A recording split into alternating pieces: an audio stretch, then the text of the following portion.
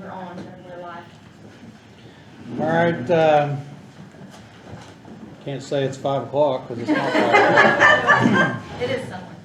It's after 5, so we're going to do the Pledge of Allegiance, get going here, so everybody will stand. Pledge allegiance to the flag of the United States of America and to the republic for which it stands, one nation, under God, indivisible, with liberty and justice for all. All right, sorry for the extended delay. Executive session took just a little bit longer than what we anticipated. So normally at this time, we open it up for anybody that's got anything that's not on the agenda. And as always, nothing can be voted on or approved or anything else with that. But if anybody's got anything they want to bring up before we start. Mike, I'd like to, we have an RDA meeting February 3rd in Madison, 10 o'clock. February 3rd? February 3rd, yeah, that's a Wednesday, I think, isn't it? Is that at the courthouse? No, it's at City Hall. Okay. All right. Well, first up on the agenda is the Board of Finance reorganization of the Treasury Report for 2020, and we have a new treasurer. Thank you, ma'am.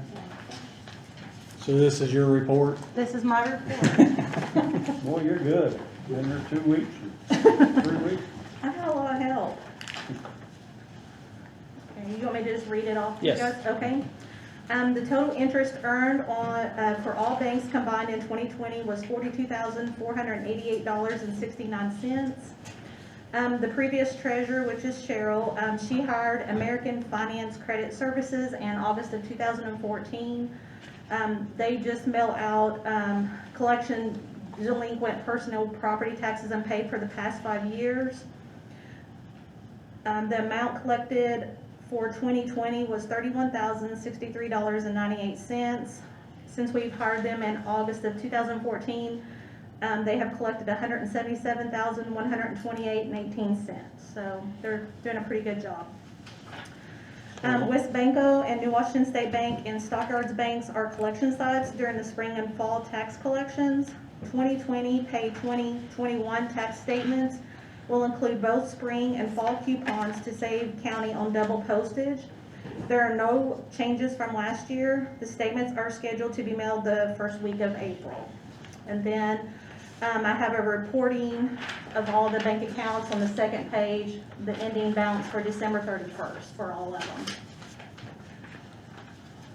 I do have a question about Okay. taxes. I mean, I think, Andrew, you might know something about this as well, as far as people paying online. Were they able to do that with a service that she started? Yeah.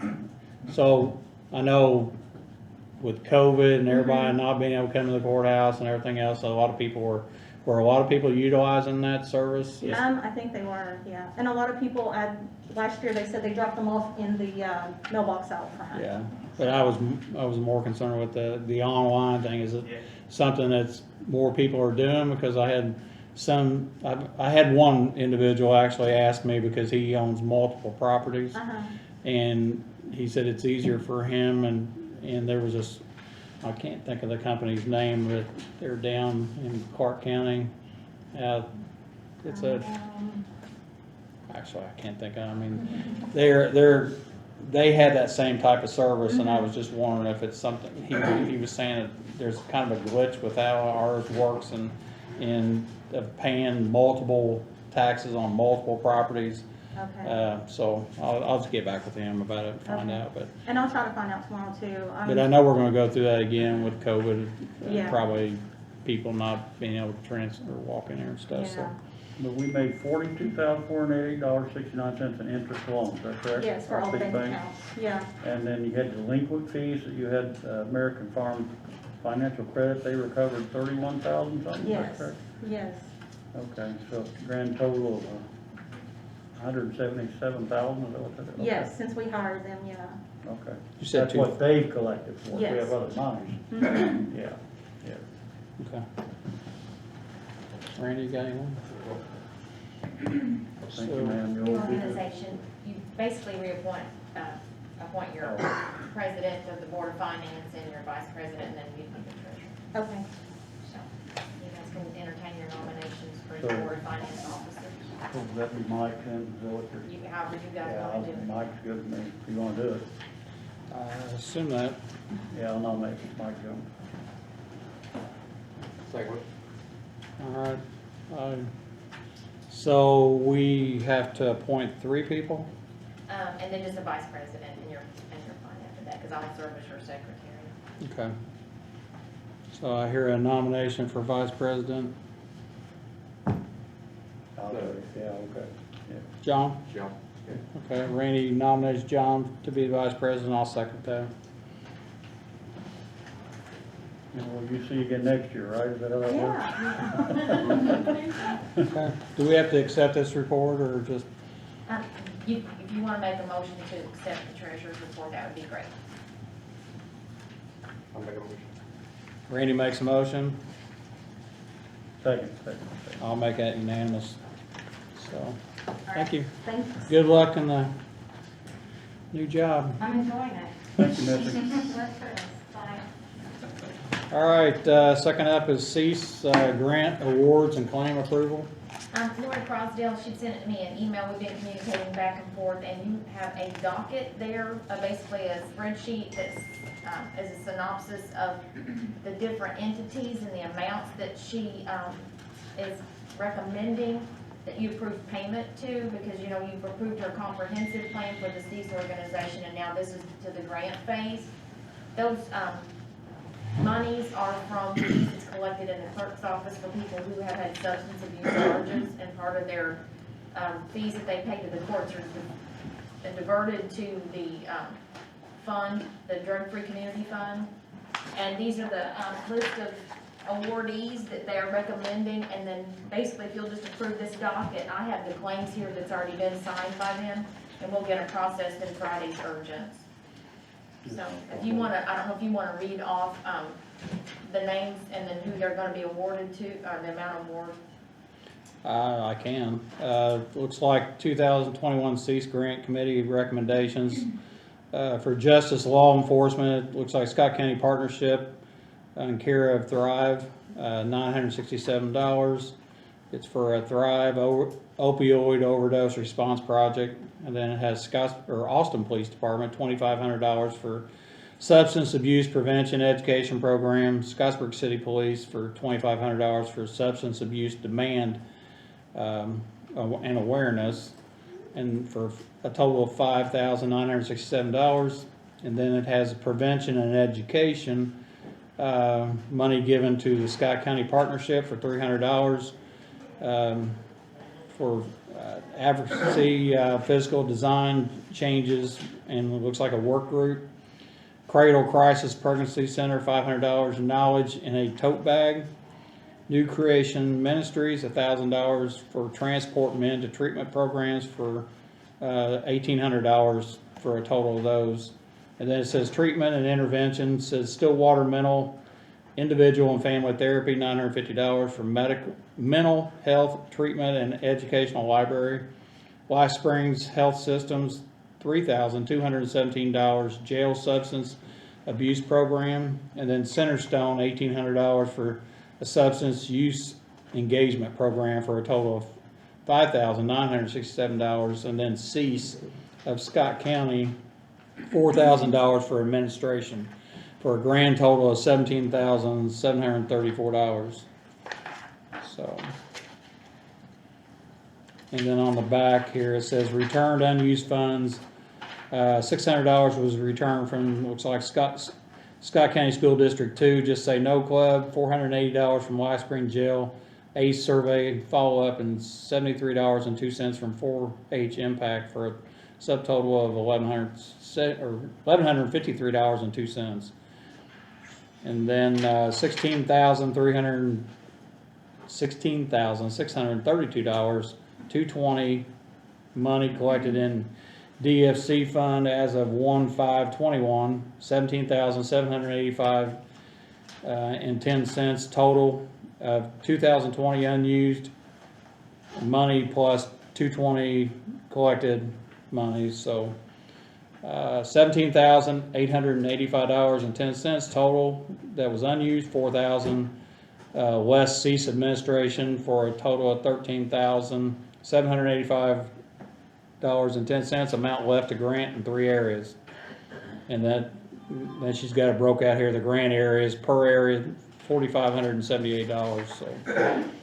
And I don't think they made a determination on those awards just yet, but the grand total of what you guys would entertain tonight is payment for $17,734. I hear any discussion or, No. John? No, I'm okay, it just says you need to sign it. So I guess we need to- Vote on it, or Make a motion to. I'll approve make a payment. motion to make payment, accept. John makes a motion, Second. Randy seconds, I'll make that unanimous, and you want me to sign this form? Please, and then I'll take that and put it in my document. Done. All right, next up is the 2021 highway materials and supplies bid openings.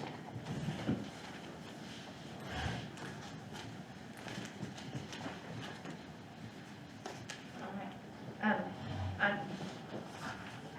I know highway department's not here, and No, we do have the packets that came in, and, these are the packets, and if you want me to open them, I can. yeah, just go ahead and open them up. Okay. I think what we're gonna do is we're gonna do what we normally do. We're gonna open them up, and we're going to take them under advisement until the next meeting, so that we can put them out in a spreadsheet of sort and be able to know what, you know, who bid what for what. So. This isn't a bid, this is just a letter that said they weren't able to bid at this time, so. Okay. So the first one we have here, and I will just keep them if you don't mind, and then I can formulate a spreadsheet or something to put them in, so you guys, the first one we have is, a bitumen supply bid.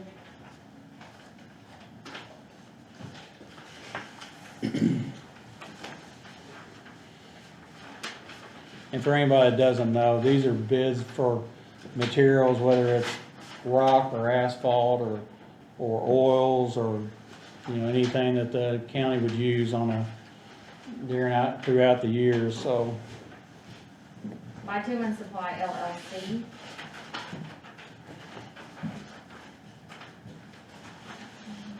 We have a bid from Dave O'Meara.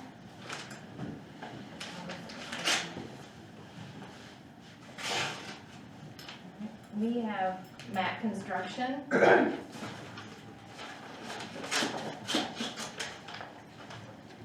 Another Matt Construction.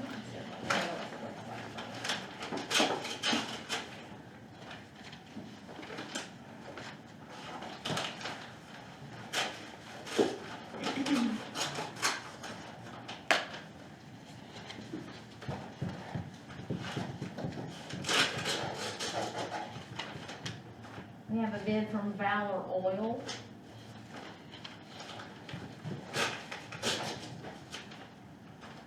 Hanson.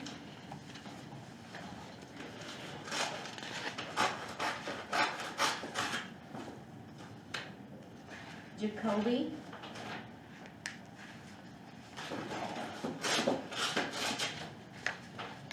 Flynn Brothers.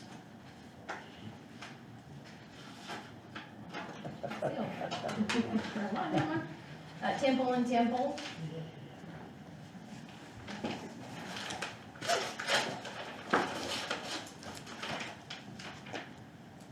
Wind Supply. Premier Energy.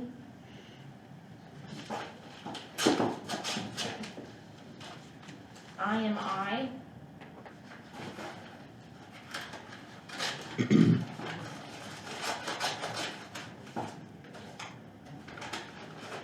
Civil Con.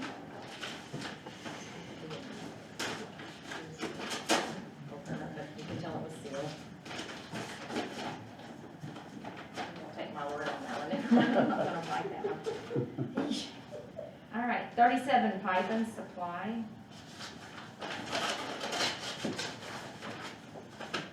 And I have one from Limestone. This is Kelly, no, this is Limestone, from out of Louisville, Kentucky. It's nice, they were nice. Give me a tab. Okay, so if anybody, I think, is interested in looking at these, they're welcome to, I mean, these are open now, but you guys will take them under advisement, I think is what you usually do, so we can get them organized. So I will, I'll accept a motion to, take them under advisement until our next meeting. Motion made to take them under advice. Second by Randy, and I'll make that unanimous, so, so be it. Moving on. Adam, River Hills report, infectious disease grant, semi-annual and performance reports on the Live Spring facility grant, and an income survey, which I know that's Melissa's, so. oh, I didn't know if you wanted me to come with you or not, sorry. So, it's time for semi-annual reports for both of these projects. I'll kind of fill you in since you are new. For the first project, the infectious disease services grant that we received, the county received the CDBG funds for infectious disease services. That project is nearing its completion date. March will be, the end of March is the completion date for that. Services are being provided as stipulated. I haven't heard any complaints on that from anyone. We have received some invoices. We'll probably get another batch from IU Health shortly. IU Health and us, River Hills, inquired with Okra on whether we can get any additional funding to continue the program into the future. And Okra said that they did not have funds available at this time for that. So it will come to a completion in March, and we'll start a closeout process at that time. The State Board of Accounts asked us to present these semi-annual reports, so you don't actually have to do anything for them. You just need to have it on record that you've seen them. Okay. The second one is for the Live Spring Public Facility in Austin. This will be the final report for that as well. That project is complete. They are in there, they are operating. So this is a closeout then? Yes, and there is another document, I have a performance report that is associated with that project. At the top it says closeout Form 1. And that gives the kind of the data of what happened for that project. The total budget was $2,068,86, or $2,068,86 and 59 cents. The CDBG funds was $500,000, and Live Spring supplied the rest. So that was at no cost to the county. There's a beneficiaries report as a part of that form. There at that facility, serving 721 people over the last year. And the kind of breakdown of their status is on there. And then the following page is the contractors that worked on the project. T&G is the prime at the top there, and then the rest are their subcontractors. And then we just have the certification page that I need your approval and signature on.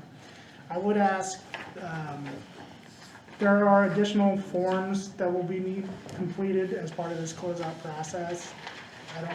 We don't need to do it at a commissioners meeting every time, so I would ask that you allow Mike, Commissioner Jones, to assign those outside of commissioners meetings. So, Randy, you're all right with that? Okay, by consensus, I guess. Okay. So you need me to sign this one here? Yes. And this is finishing the Live Spring facility in Austin? Yeah, this will officially start the closeout process with the state.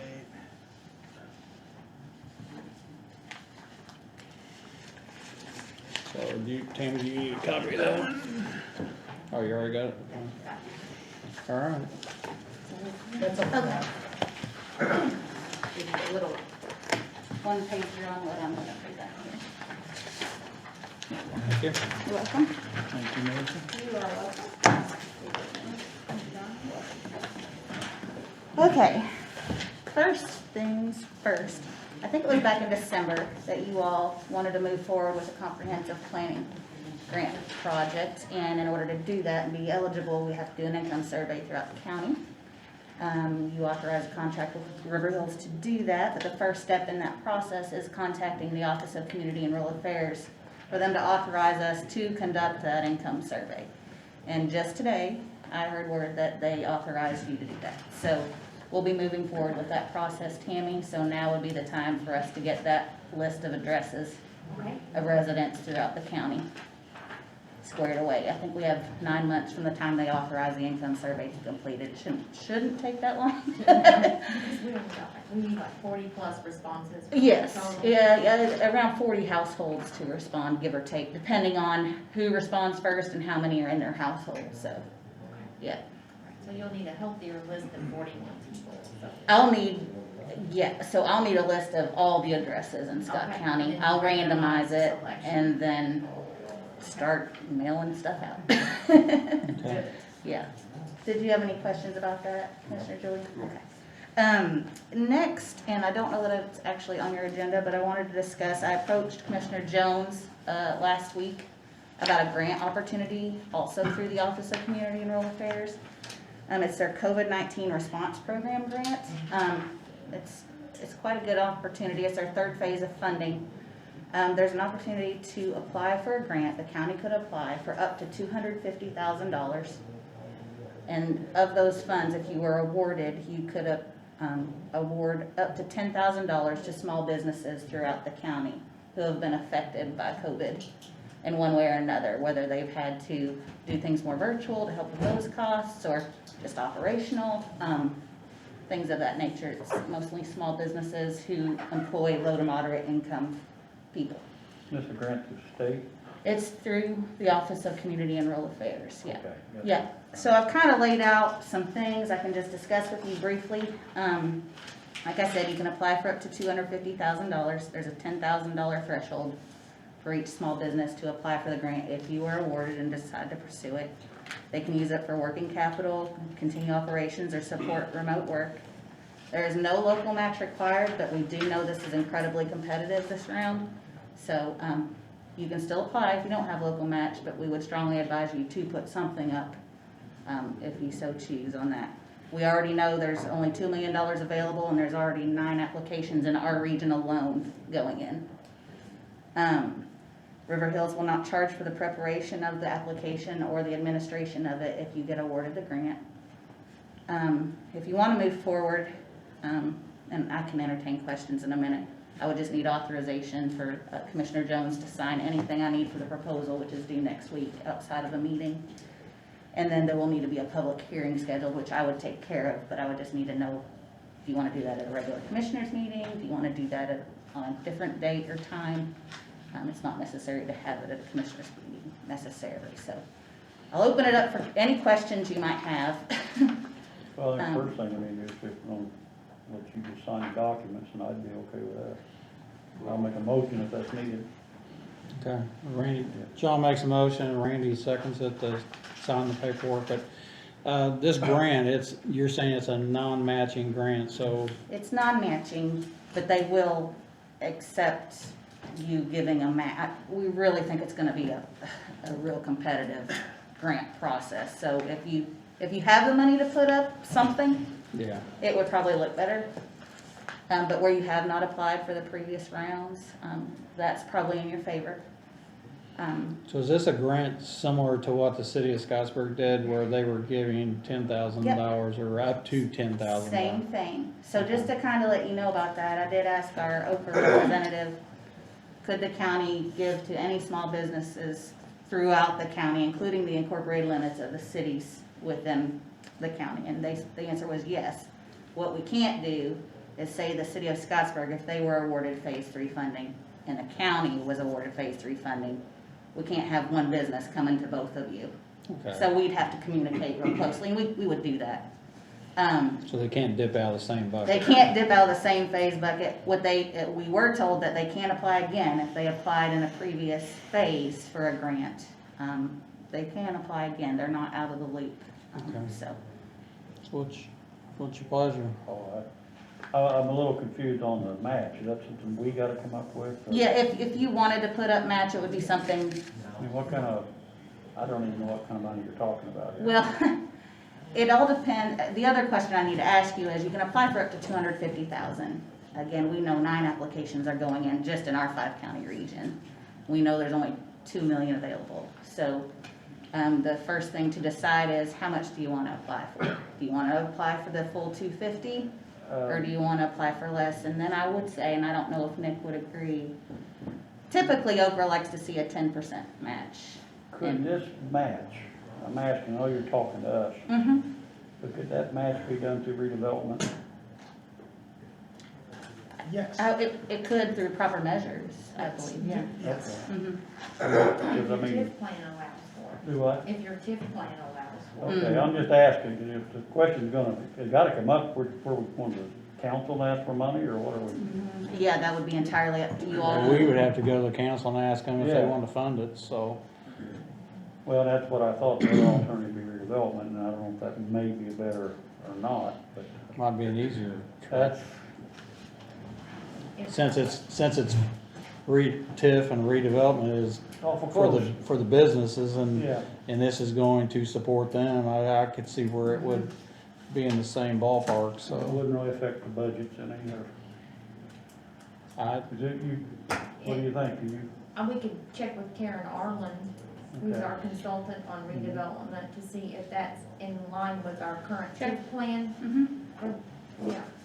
Guess another question I have is if, you said we could ask for up to 250, so say we ask for 250 and they only award us 100,000, I mean, is that, so I guess my question is, why would you ask for less than that? Or would they or if you ask for 250 and they turn you down, you're turned down for any money under that, or? We don't really know how they're gonna react to that in this round, and we know, like I said, it's super 'Cause I mean, it's, competitive. the thing about it is go for the gold and. And I you know, agree with you. If they say, Yeah. well, we're not gonna give you 250 because we're giving 9 or Mhm. 10 awards out and we'll give you 150 and not 250. So, Mm-hmm. you know, you think it's gonna work like that or you don't know?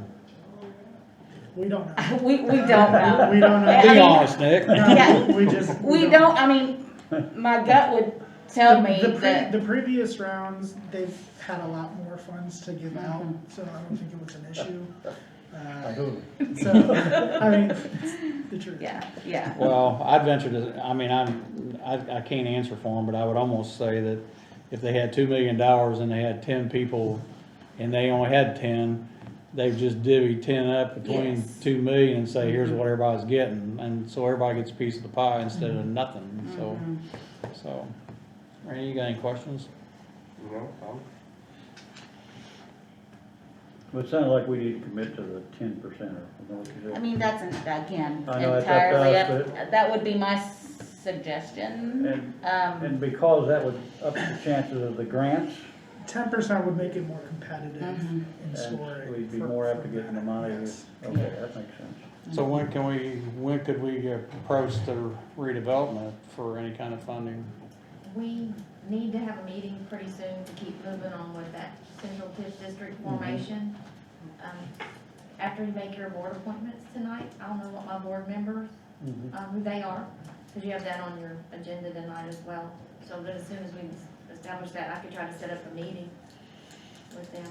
And Karen can tell us what we can do. Yeah. I just wanted to thank Nick and show you Nick and Melissa how the work they're doing for River Hills. Because I'm secretary of the board and we're really proud of the work we're doing, especially when Melissa's here as a Scott County resident, you know. Yeah. We do appreciate the work, Nick the would be value here. you get out of River Hills is excellent. No, they're not getting a raise. I'm not sure about Nick, but okay. No, I'm kidding. They're great. So, if I understand this right, you gave me authority to sign a document to apply for the grant.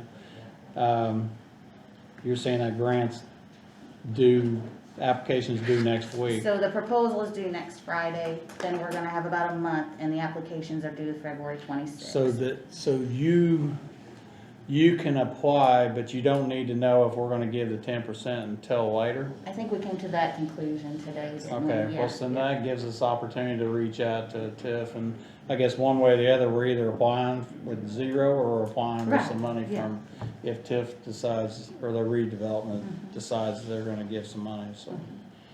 But I would say if we can give 10%, or get 10% to throw in the pot, to get 250 to give, several businesses, I some mean, it's money. kinda like, we wanna help our businesses, we all do, so. Plus maintaining some people that are struggling, so.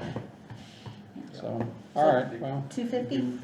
Do we, how do we word that whenever, I mean, are we saying 10%, or are we saying, the actual dollar amount and end up getting less? Just curious.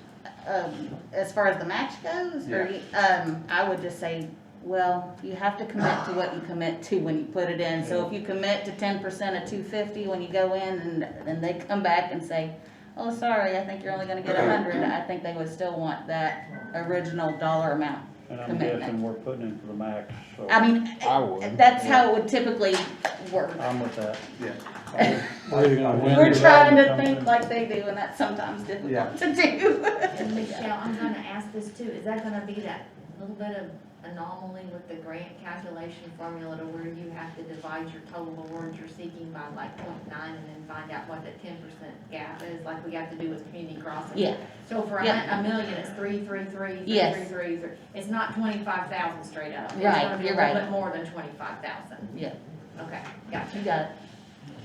Yeah. So John, since you're on that board, I mean, Yeah, I'll be happy to ask for it. And, we should, I'm assuming we're gonna say 10% of the 250,000. I'd say. Yeah, so that's 25, whatever it is, yeah. Okay. We'd say a match, it's not 25,000 even, but we Okay. say the match. Yeah, Yeah, the to match. match, match. yeah, yeah.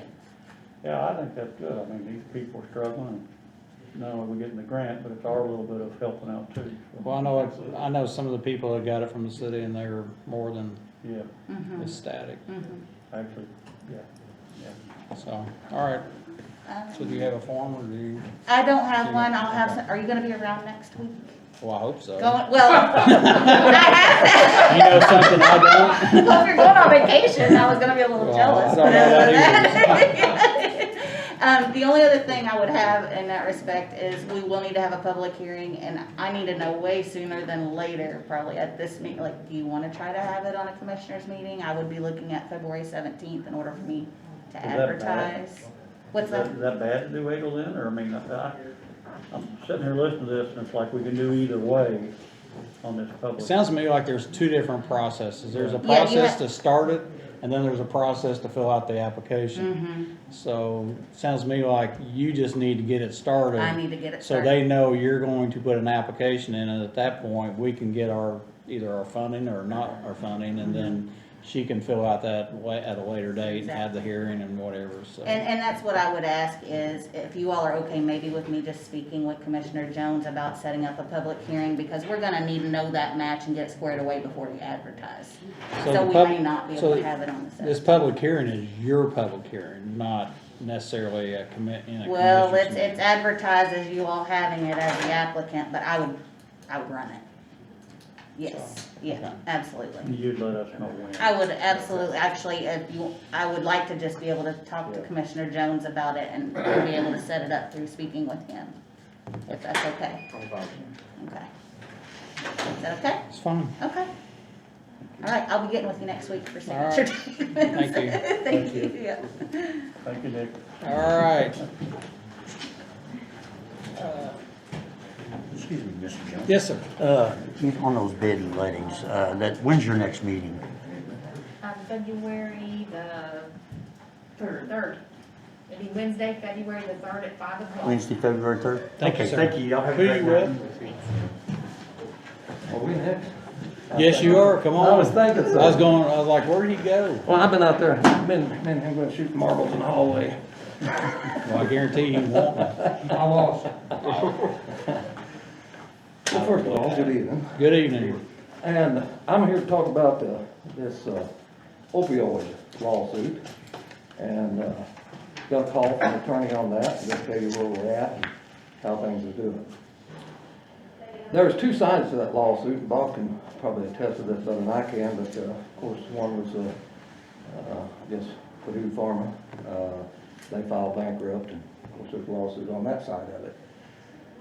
They have begun to start settling some of this. I think it's going to come down to a settlement in what I've been told, I'll say the near future, and when I say that, I'll say it could be a number of weeks to a number of months, but I think it will happen sometime this year.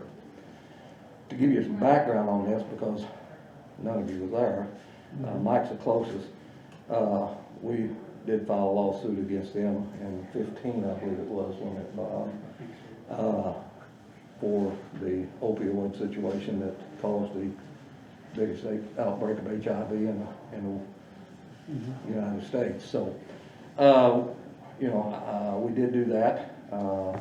The attorneys that we got on there, I like to refer to them, in my opinion, as the dream team, you know.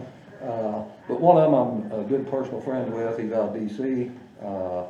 He's the one that pretty well contacts me and takes care of it. Another guy, the other two I believe is out of Louisiana, Calvin Fayod and Frank Dudenheffer. So what I'm here to tell you is that but things have begun to move.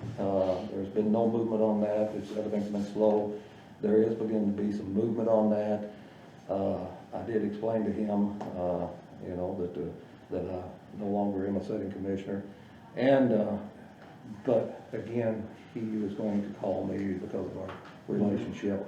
So what I'm here to ask you for here tonight, I want Bob here too, would be to allow me and Bob to be a liaison between your board and these lawyers until this is settled right here.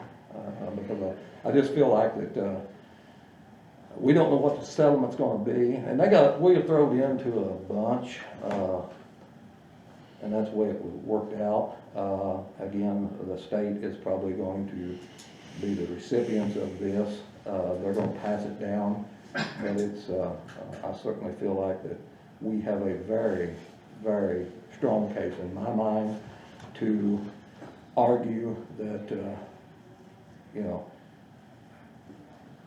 what percentage that we should get, and I do not feel like that that this should be done anyway, but other than the people that's been hurt the most.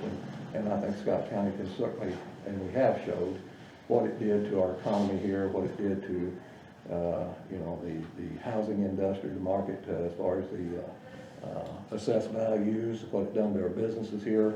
And now we have come a long way and we've regrouped, but I still think that we have a big argument there to say, hey, if you're going to spread the wealth, then we expect to get our part. And somebody else that didn't have the problem shouldn't be getting our part. So that's what I'm here for. I just want to bring you up to date on that and ask that if you would allow us to do that. And again, nothing on my part. It's all, everything's just for this county, and that's. You guys ain't making no money. I'm not making. I won't be the guy. He is. I know there'll be somebody else. He's gonna get it anyway, he's on record as the attorney, so, and since this started, so I mean. Well, I know, I like Yeah, that. but on my part, it's, again, it ain't nothing but, what's best for this county, and, that's all I want to do. I just happen to be in a position that, was the ones that, got the attorneys, and I think it's gonna be a good fit, just to be honest, So. I think we're fine with you being the contact and just try to leave him out of it, because Oh no, I'm know- dragging him right there with me. attorneys, I'm dragging him right there with me. You guys have done it from the beginning, so I'm good with you it. gotta be coupled up with him, because Is that a vote or? I'm glad I came.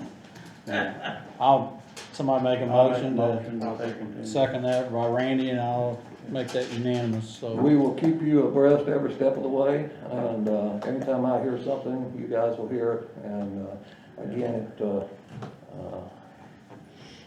could be a matter of weeks, it could be a matter of months yet, but I think it will happen this year. Well, I know there's been some, Movement on it. there's been some stuff on TV about it, some in the news. And then back middle of last year, I think, Purdue Farm's owned by a family. And they all just, their mom and dad are gone and it's all the kids. And I think they just up and said, you know what? We're gonna file bankruptcy and close the company. So, I'm sure now the government's involved with settling their monies and it all depends on how that's all gonna break out, so. Yeah, and that's, like I say, just because you file bankruptcy don't mean that you don't have a responsibility. Oh, yeah. And so that's where that's at. All right, All guys. right, appreciate it. I appreciate both you two guys for working on this for 6 years now. Well, like I say, I think, Bring it to our attention. we appreciate that. We looked at this back early on and we said then that,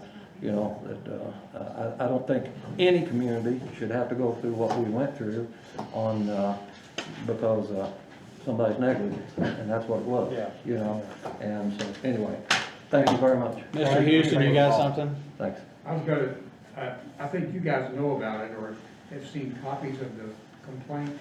Have you seen one? Yes, Mike? you're talking about drug? Complaint that Yeah. you did? Yeah. And John has, I think, It's been a while. if you're interested, Yeah. call me, Randy, if you wanna get a copy of that. It's massive, it's Yeah, you, several, it's 200 pages. So if you're really sleepy some night. Yeah. Yeah. Not at a But if you meeting. wanna call me, I'll be glad to talk to you. Okay. I think All right. this is a big Thanks. deal. thank you, I appreciate it. I like Well, the new- hopefully it I like brings- the new look now. Huh? I like the new look. I don't. Can't see somebody coming down the hallway. Just duck under the desk, duck under the Randy, desk. the worst, they be trapped over there. Thank you, Bob. Thank you. Both Bobs. Next up is, the health department. The health department's temporary compensation policy for vaccinators, well, that's a big word. Claims consideration for contractual workers. Yes. And I think we talked about this once before. It's a little different.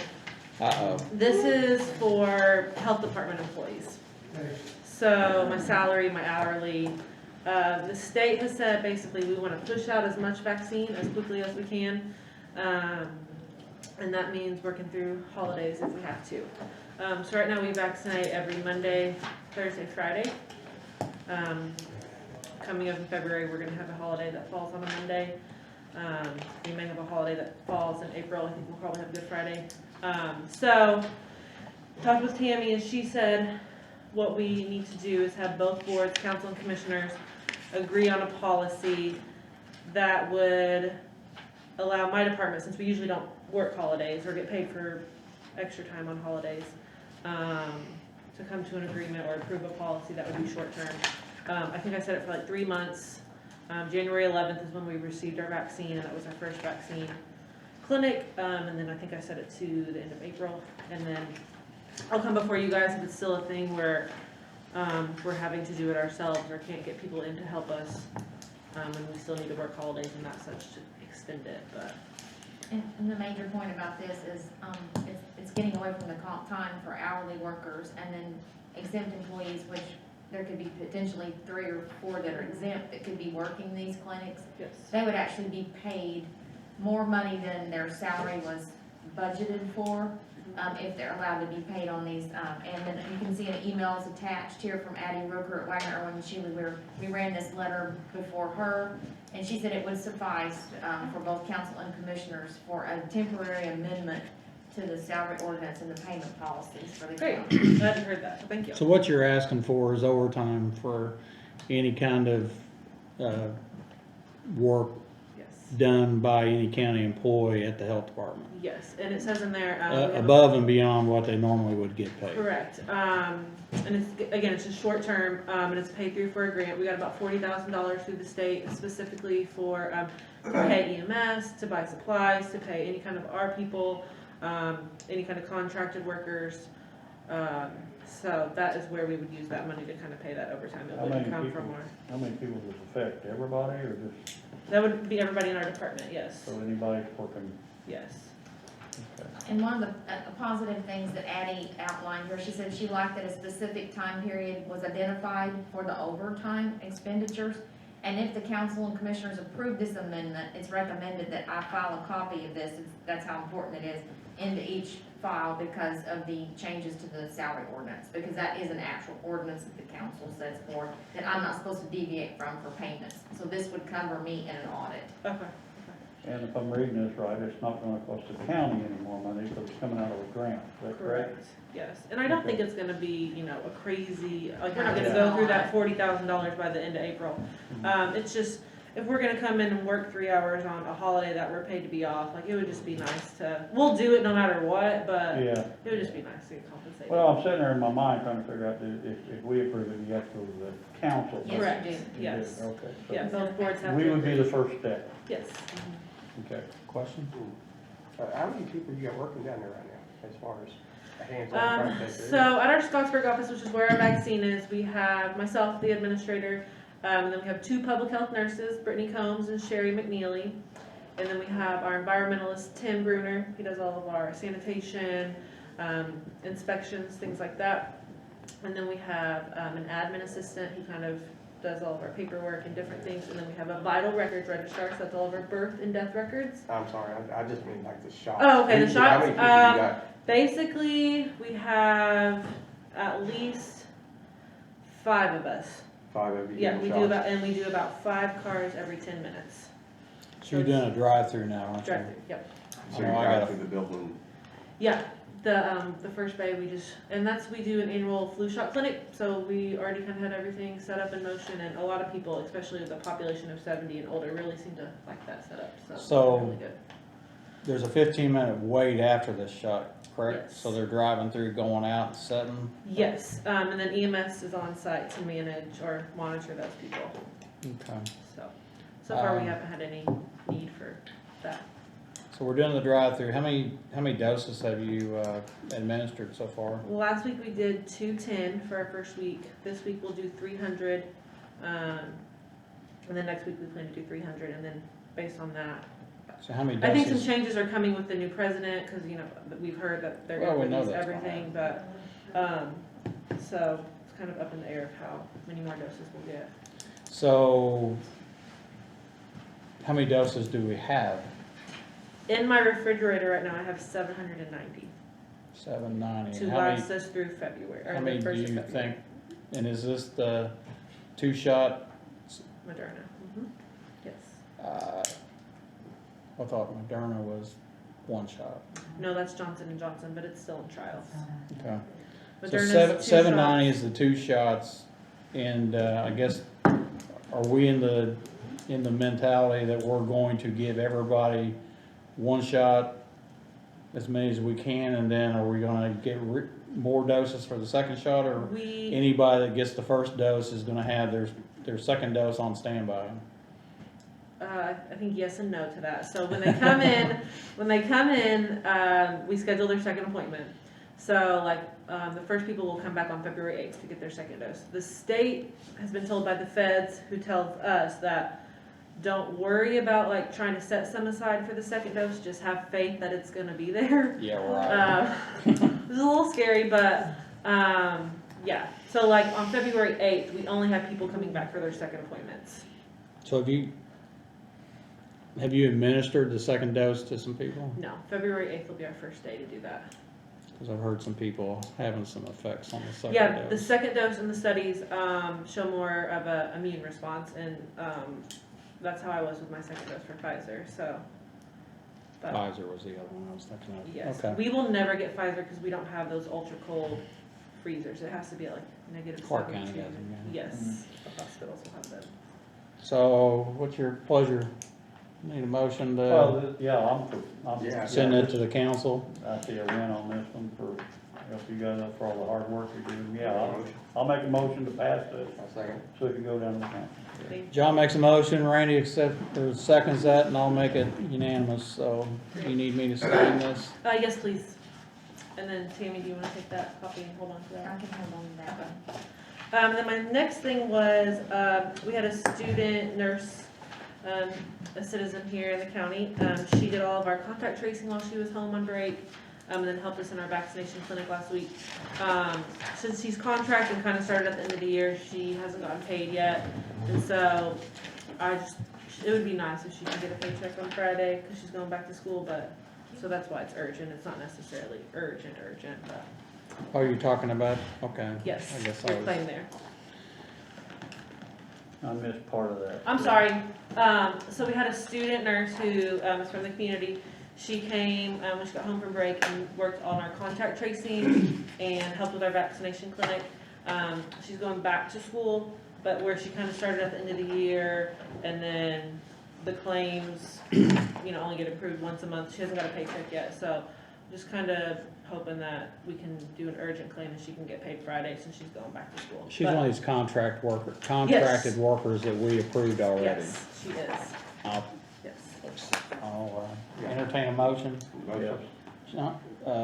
Randy makes a motion to accept this, and John seconds it. I'll make it unanimous. This is the original, Mike, before you sign that. And then, I'm not sticking around for board appointments, but do you guys have any questions about Dr. Croswell or Lincoln Taylor that's coming up for reappointment tonight? No. Okay. I suppose they both want it, don't they? Huh? I assume they both want it. Yes, they do, they do. Do you guys have any questions for me? Anything else, COVID, vaccine, anything else related? No. They say, About the highway garage, I'm sure we'll be talking more. I know, but Well, no, that's one we can ask now is, if they wear masks, can they be in a vehicle together? I would not advise that. Okay, that's what I want to clear up. That's what I want. I would not Okay. advise that. let me throw a different thing out here. Okay, EMS, yes. they're riding in the ambulance with mask on. I mean, Yes. so is there a difference? Did we quarantine your employees when they got exposed? And they did not work. They did not work, so if they have not been vaccinated, which there was only 6 of us that got vaccination, the rest of them were already exposed through the different parts. Yes, yes. So as far as we're concerned, not only that, but we also use UV scrub our trucks once a shift, front and back. We also chemically clean our trucks. And then we have UV scrubbers in the new trucks, which purifies the air as we're using the trucks. So we are actually cleaning the trucks 24/7, Okay. front and back. Yeah, and But you wouldn't have those options at the highway. right, and I guess, when they have a patient in their ambulance that's COVID positive and they take them down to Clark or wherever, like that's a medical exposure, they know what kind of, We already know going into it unless it's a 911 call, but we Yeah. have Jeff making markers. So we're still answering about 5 to 8 calls a day that's COVID marker positive. Mm. and We're that's, doing about 10 transfers. you guys do mask and a face shield or goggles for that, right? Correct. Plus gloves. So, it's an option. I would do the mask face shield thing. I don't know, personally, and I think I've told you guys before, maybe before Randy got here, it seems like back in March, somebody would get exposed and it would be like a week to 10 days before they really started feeling sick or tested positive. And now it's like 3 to 5 days. It's like spreading easily, and I don't know if that's obviously it's probably mutated. They talk about I think it's the B112 strain that's out of the UK that's easily transmittable. I would just say if you can for 2 weeks just put them in separate trucks, that's probably not ideal. Pay them mileage to drive their own truck. I think the situation right now is that, of course, we have 2 positives. Right. One feeling symptoms, the other Yeah. one not. Not yet. Yes. Well, I like to say not. I know, but I I'm I a would be positive surprised. person, Yes. but not. Yes. And at that point, we're, the rest of the employees are kind of, they're in the same building sometimes. Right. They're not all riding in these 2 particular people wouldn't be, or haven't been riding in the truck with anybody else, but I think they've all. it's always a catch-22 about, we don't have enough vehicles. Yeah, sure, and I get that. This is when it spreads. It's the teachers who go to lunch together. It's the after school, I'm gonna let my kid go to the sleepover. It's not necessarily what happens on the work hours. It's personally, one of my girls left for lunch today to get her kids McDonald's, and then you see 3 highway department people in a truck together, nobody wearing a mask. That's when it's gonna spread. So nothing to do with their duties, but it's that time when you let your guard down and you feel like, you know, it's I just get it. buddies or friends or whatever. For me personally, and don't take this wrong, I need a yes or a no on the vehicle. I would say avoid it if you can. I think that's a no.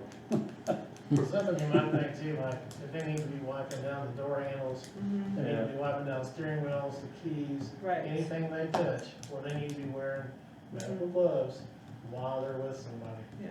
Because And- we all know that that's the number one way to spread Oh, yeah. this. I agree with that. Yeah, and mask, you know, that's not under your nose or under your chin, that's, So maybe we ask them to wear the mask.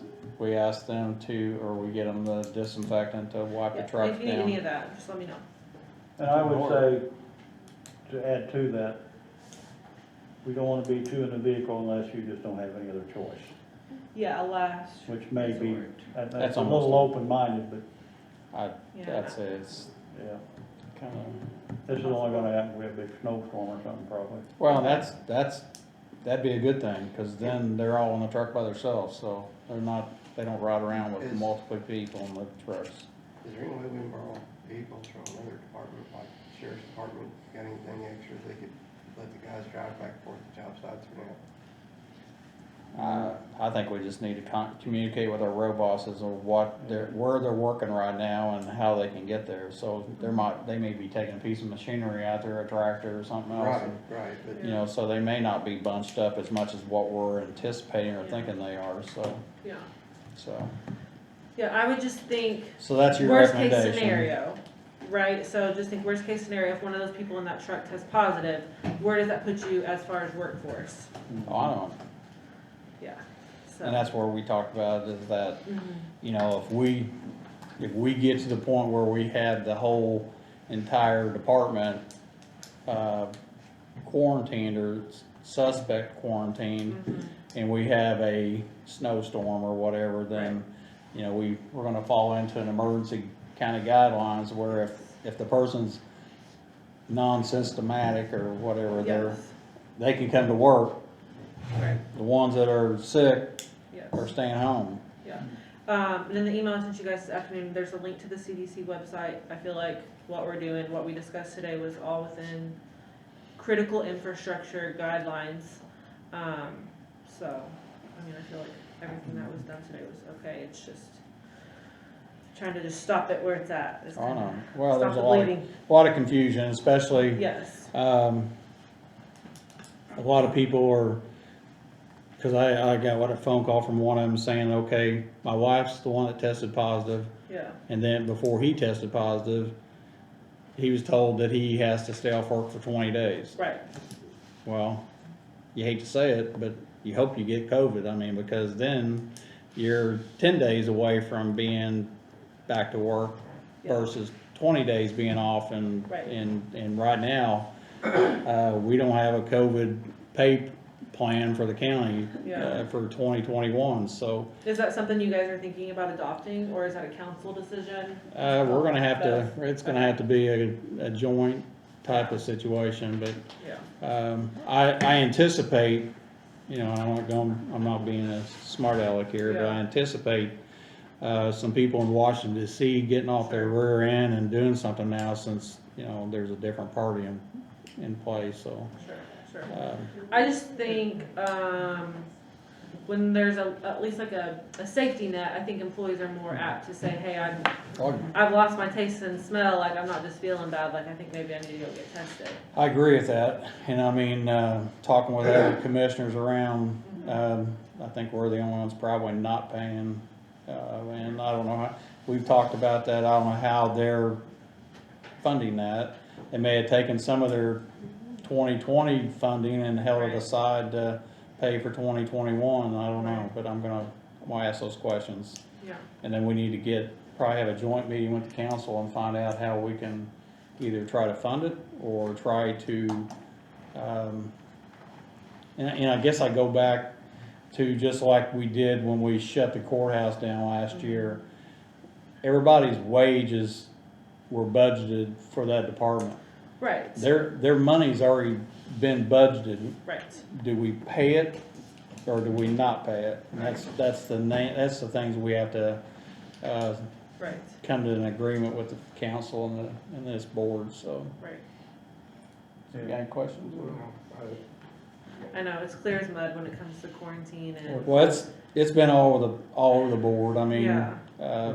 recommendation is 14. Yes, But that's Gold technically, Star. you know, they came with some leadway with the 10, so, and then the 5 or 7, so. It sounds to me like those four, the highway workers, we should and they should take every precaution possible and as much as possible so that they don't have to get sick and end up having to be off longer without pay. I Right. mean, it's behooves them to put this on and keep the distance, I would think. Yeah, absolutely. Well, I think that falls in any employee working That's anywhere. correct. Yeah, You know, take care of yourself and. But I think and it down takes care there, of- and I'm just talking out of hand probably, but they do so much outside work and I think they maybe just need to be, give a little incentive to wear this and do some things. yeah, at least for the next 2 weeks.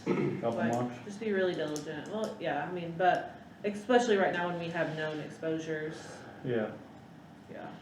But just like every place you've talked about, that exposure came from outside in, so Yeah, yeah, absolutely, it didn't happen there, it happens, it get pulled into there, so.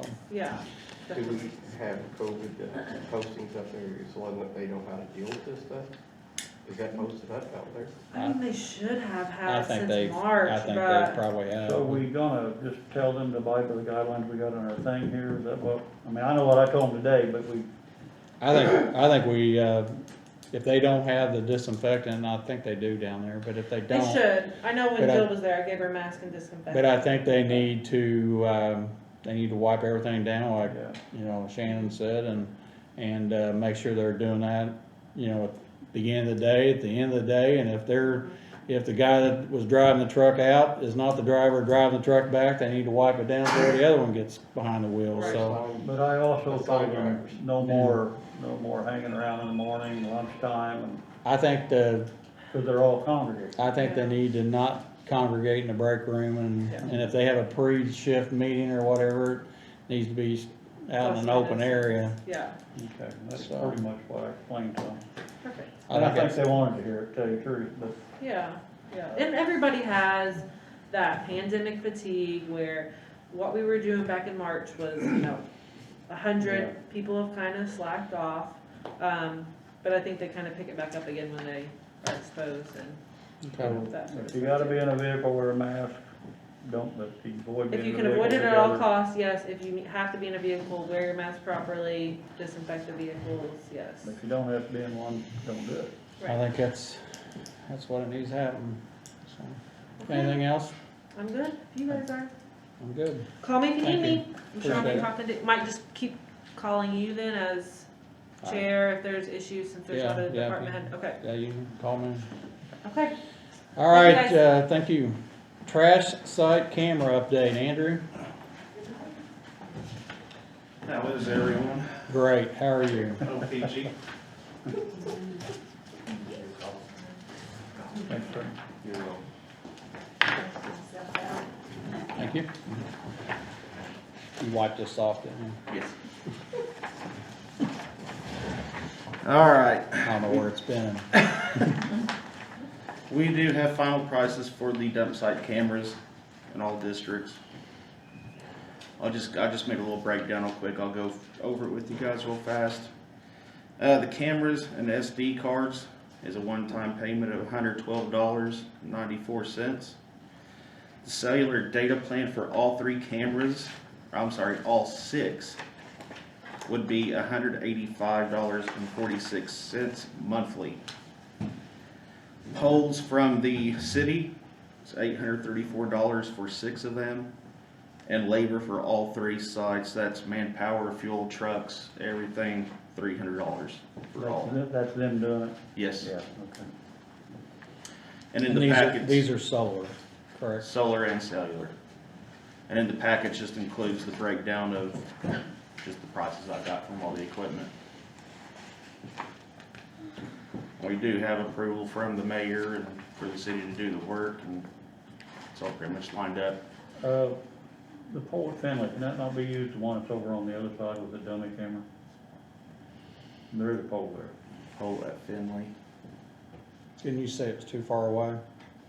No, that's the one he's got it on now. Yeah, I that's think across the road. there's one, we got a dummy camera there now, there's a pole, it's not a, That's the one that sits off to the left back a little bit from the yeah. cage, ain't it? I'm thinking what I'd really like to do is the pole placements to the left and the right closer, Okay. pointing down, so if anyone swoops in or swoops out, you're gonna have that whole field of view. Back there, it's gonna catch that one angle, but I'd rather have them facing each other where it's got the whole, that whole area locked down. All right. I think you'll get a lot better picture that way. And this will be paid for out of Tammy? Oh, boy. Yeah. Not for sure exactly, because we know how the transfer station and I have, the, I guess my thought here is, I have a bigger scope of trash, I guess is the word, in trash sites and transfer station. I'd like to hold off on doing this right now until we can, decide some other things, because I know last time we had a meeting, we talked about, Tim was here and talked about $170,000 for a trash compactor to redo the ones at the landfill. I had a meeting with the city of Scottsburg, the mayor, Jason Applegate. During that meeting, Jason pulled up on his phone a quote for a compactor just that they're buying. And I don't know what number Tim was talking about, and that's why I want to do some more investigating, because their total quote for a brand new hopper compactor is $36,000. So, and that's the same one the city's bought 2 of them now and getting ready to buy a 3rd one. The other part of that is that one of the reasons I went and had the meeting with the mayor was for him to come up with a number that we could possibly just do away with our transfer station and have the city of Scottsburg handle all of it. And they easily said they could handle it. And they even gave me some information saying that they're already taking county employees now, because they know that they are getting county employees, or not county employees, but county residents. They're having county residents go buy the Scottsburg stickers, put it on a bag and bring it to the city because it's more convenient for them, instead of driving all the way out to the landfill or or the transfer station or to one of these sites, because, you know, the timetable of some of these sites isn't reflected to their schedule, and they're having problems doing that. So in turn, they're getting me a price, or getting us a price, of what the city would charge us just to do it all. And that would shut down the 3 outlining sites, would shut down. No, I missed, no, I'm sorry, I thought we were gonna keep our 3 outside. Well, they're either way. Okay, all right. We can keep them, or they would take that. Now, I ask about, because Saturday mornings is when most of the people go to the transfer station, and because they're off work, and that's when I usually do it. And they said they're going to start Saturday morning hours till 1 o'clock, just like we do now. So it's all going to be based my decision would be based on, can they do it? Which they can, how much it's gonna cost us versus what it's costing us now, and it's always a losing proposition for us right now. And I don't foresee that ever getting any better, and quite honestly, if we had to dump $170,000, and that, from what I understand from Tim, was just the equipment, not the installation cost. So we're talking probably $200,000, $250,000 to get something that we're already losing money on.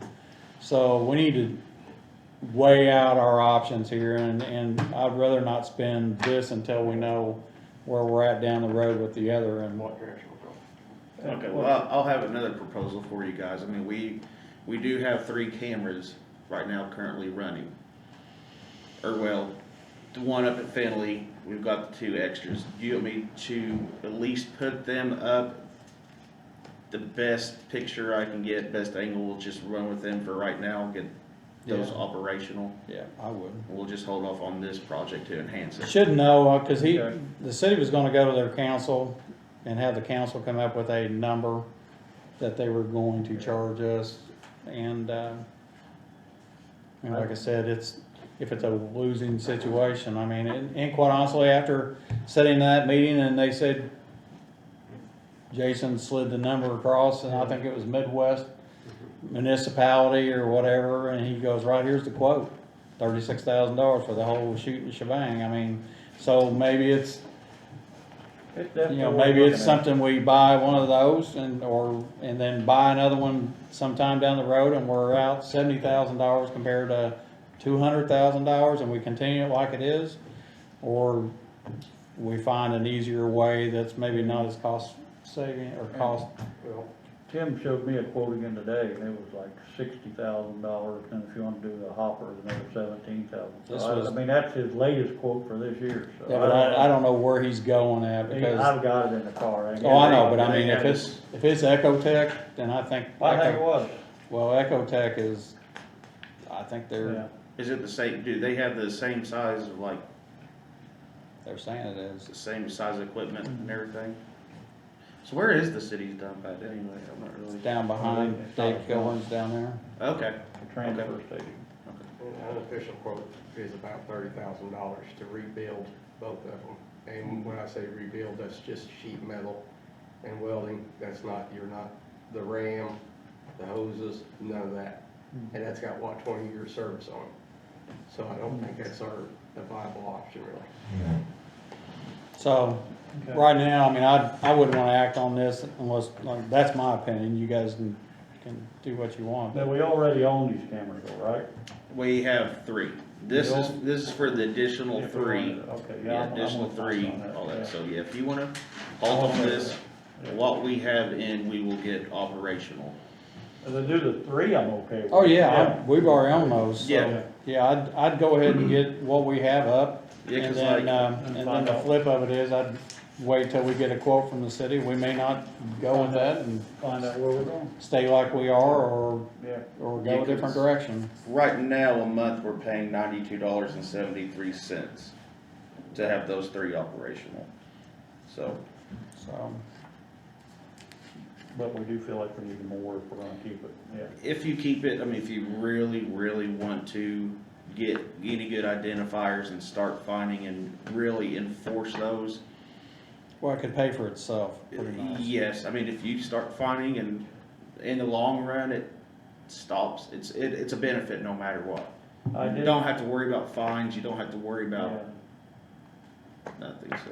and I haven't been up Finley at night, but in the last few weeks, it does seem like it's better, I don't know about the other 2, but it does seem like it's better than it was Yeah, before the dumping. At the Stacy site, you don't have a pole out there, do you? that's right. Got a tree?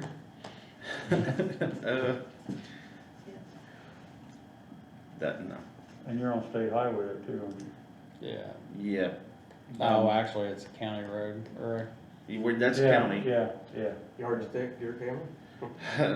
I think someone see that and just walk away. I'll go back out to that site and see if there's anything to attach to If I remember right, there's nothing but trees. Yeah, there's, and attaching it to, say, the side of Stacy's, just say they allow us to do that, that's way too That's far too off to far pick away. anything up. But I'll go back out there and see, if anything, we might have a pole cost. Or maybe there's a pole across the road. Across the highway? No, across Hardy Lake Road. Okay, I'll have to go look at it again and see where it would be located, so. Okay. Alright, you guys got any Appreciate more it. questions for me? Nope, appreciate you. Alright, appreciate it. Thank you. Thank you. Course contract renewal for a printer lease Did you have the original there, my bigger packet? from Wendy. Yeah, it's got a clip on it, yeah, you've got the original one. She asked me to help take care of this tonight.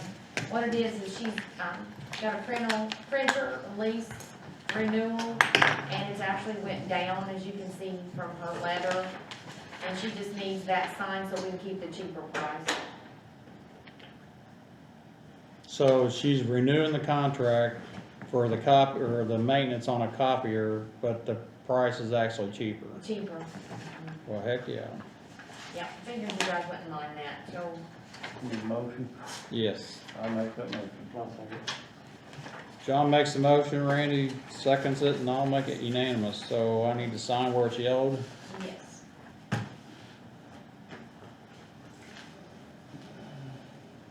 She'll pick that up for me tomorrow.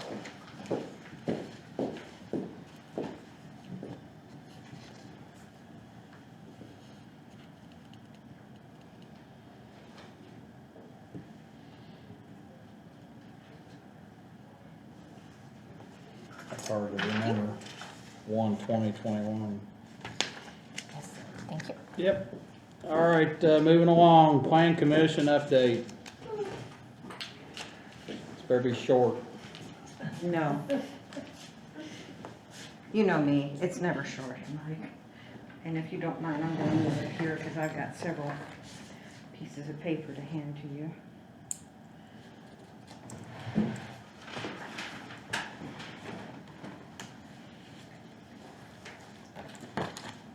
Let's see what we got here. Okay. I got the annual report done finally, and we did have a very good year last year. So there's a lot of buildings and a lot of permits issued, huh? Correct. Anything you see in parentheses, that is last year, so we're up in total permits in every township except Vienna, and we were down one. However, if you look further, we had 32 new homes last year as compared to 29 last year. We had 142 total permits issued in 2019. We had 174 this past year. Our fees were up to $31,619.52. Our total cost of improvements to the county, $9,561,099.40. All of those figures are way up over last year. And in 2019 was an excellent year. So yeah. Based off of that total cost of improvements, is that an estimate off of when someone fills out an application that they're telling you, I'm building a $300,000 home, or I'm building a $50,000? And we pole barn? generally get that, that cost of the project from a contract that the person has signed to either provide materials and or do the entire project. Okay. So that's not a solid figure, that's No, that's that is not. an estimate from the builder or the contractor that filled out the permit? Correct. Okay. I also have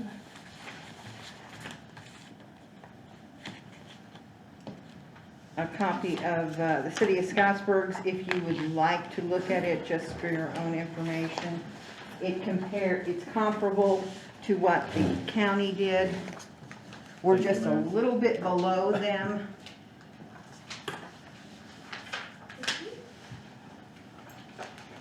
They had more permits, but then we ended up being higher, I believe, in total cost of improvements. And that was including all of the, any industrial / business that they had. We had none of that. This is all rural, and of course, we have 54 pole barns. Has it changed dramatically since they've expanded their 2 miles Scottsburg and all? I would say no, but that's simply because a lot of people are building, and once again, they're building big. I've already had 1 permit issued this month for a 4,000 square foot house. And then I have a gentleman that's going to build a 4,200 square foot pole barn. I don't know where they're getting this money, but wow. But anyway, the 2 mile thing hasn't made that much difference. No, it has not. It has not. It's going to in the future, Oh, I'm sure it will. I am sure it will. but but I could see right now I could see the cost of someone building a home in the county being a bigger home than someone Exactly. building a home They are in the- building much bigger homes out in the county, and that's what's keeping us Yeah, in pace with the city, although they've had a lot of, well, they probably got more, well, okay, now, that 32 is a stick-built only. Doesn't include mobile homes, doesn't include modular, manufactured, and we've had all that added to the county in the past year. But, if you'll see, they had 29 stick-builts in the city, and we had 32. So there is that movement of people moving out, or, again, we have people that are coming from everywhere to live here. Some to retire, and some new families. some coming home. Some coming home. I So, think that's good news. yeah, Good news. Do you know how many last year, any chance? how many what? Last year, new built house. She had a whole, 142 total Yeah. permits in 2019, but she doesn't have a number broke out of I what those are. don't, That's and I don't know why. I just, I'll let you know. But in 2019, total permits for 142 fees. We collected 29.5 last year.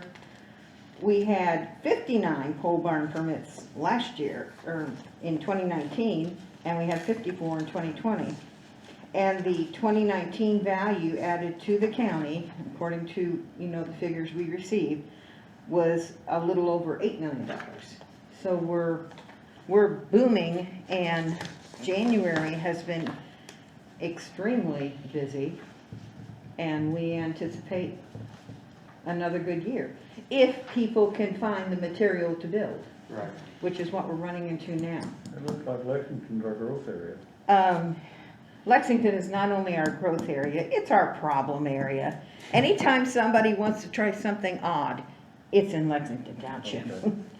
So, but yes, they love that area, and it doesn't matter whether it's a flat pasture or hills. They'll buy it and figure out somehow to get a home on there, so.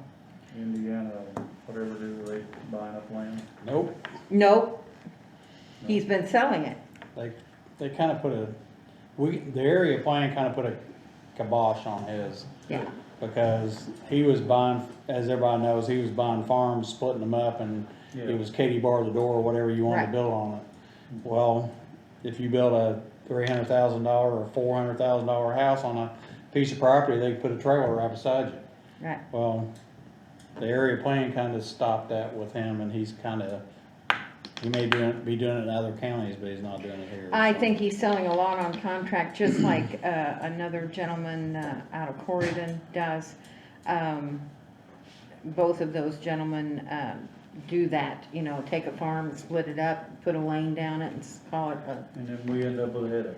exactly. But the other part of this, from the area plan side and me being on that board,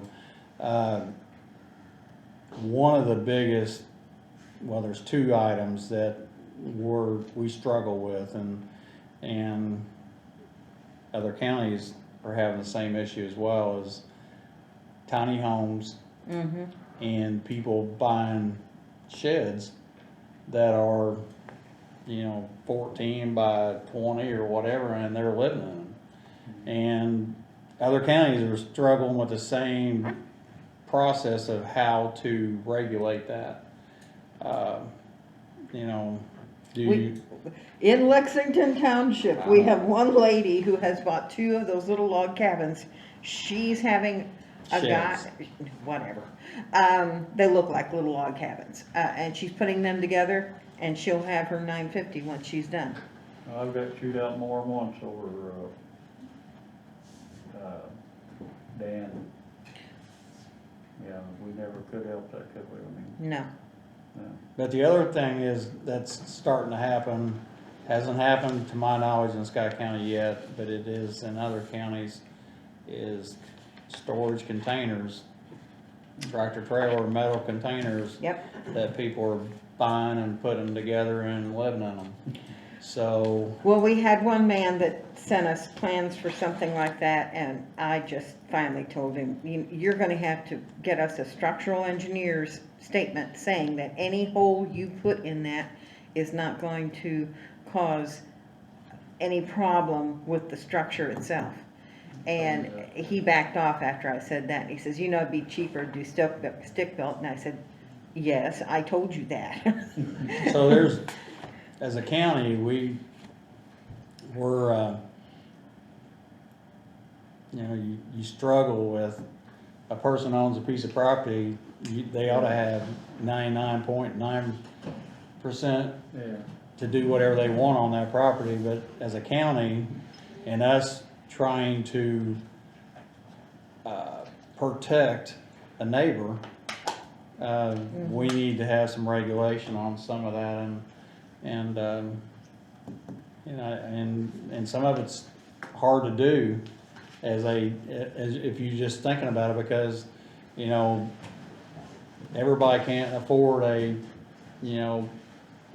house, and they're trying to, do the best they can for their environment or their situation. So it's a tough thing to tell somebody they can't do something on their own property when, sometimes as a county, that's why we have zoning codes and electrical codes and everything else, because we don't want someone living in an environment that is detrimental to them or to the neighbor or somebody else. Well, I always tell people when they start giving me arguments, well, it's my property. I said, yes, but we want you living in a safe place.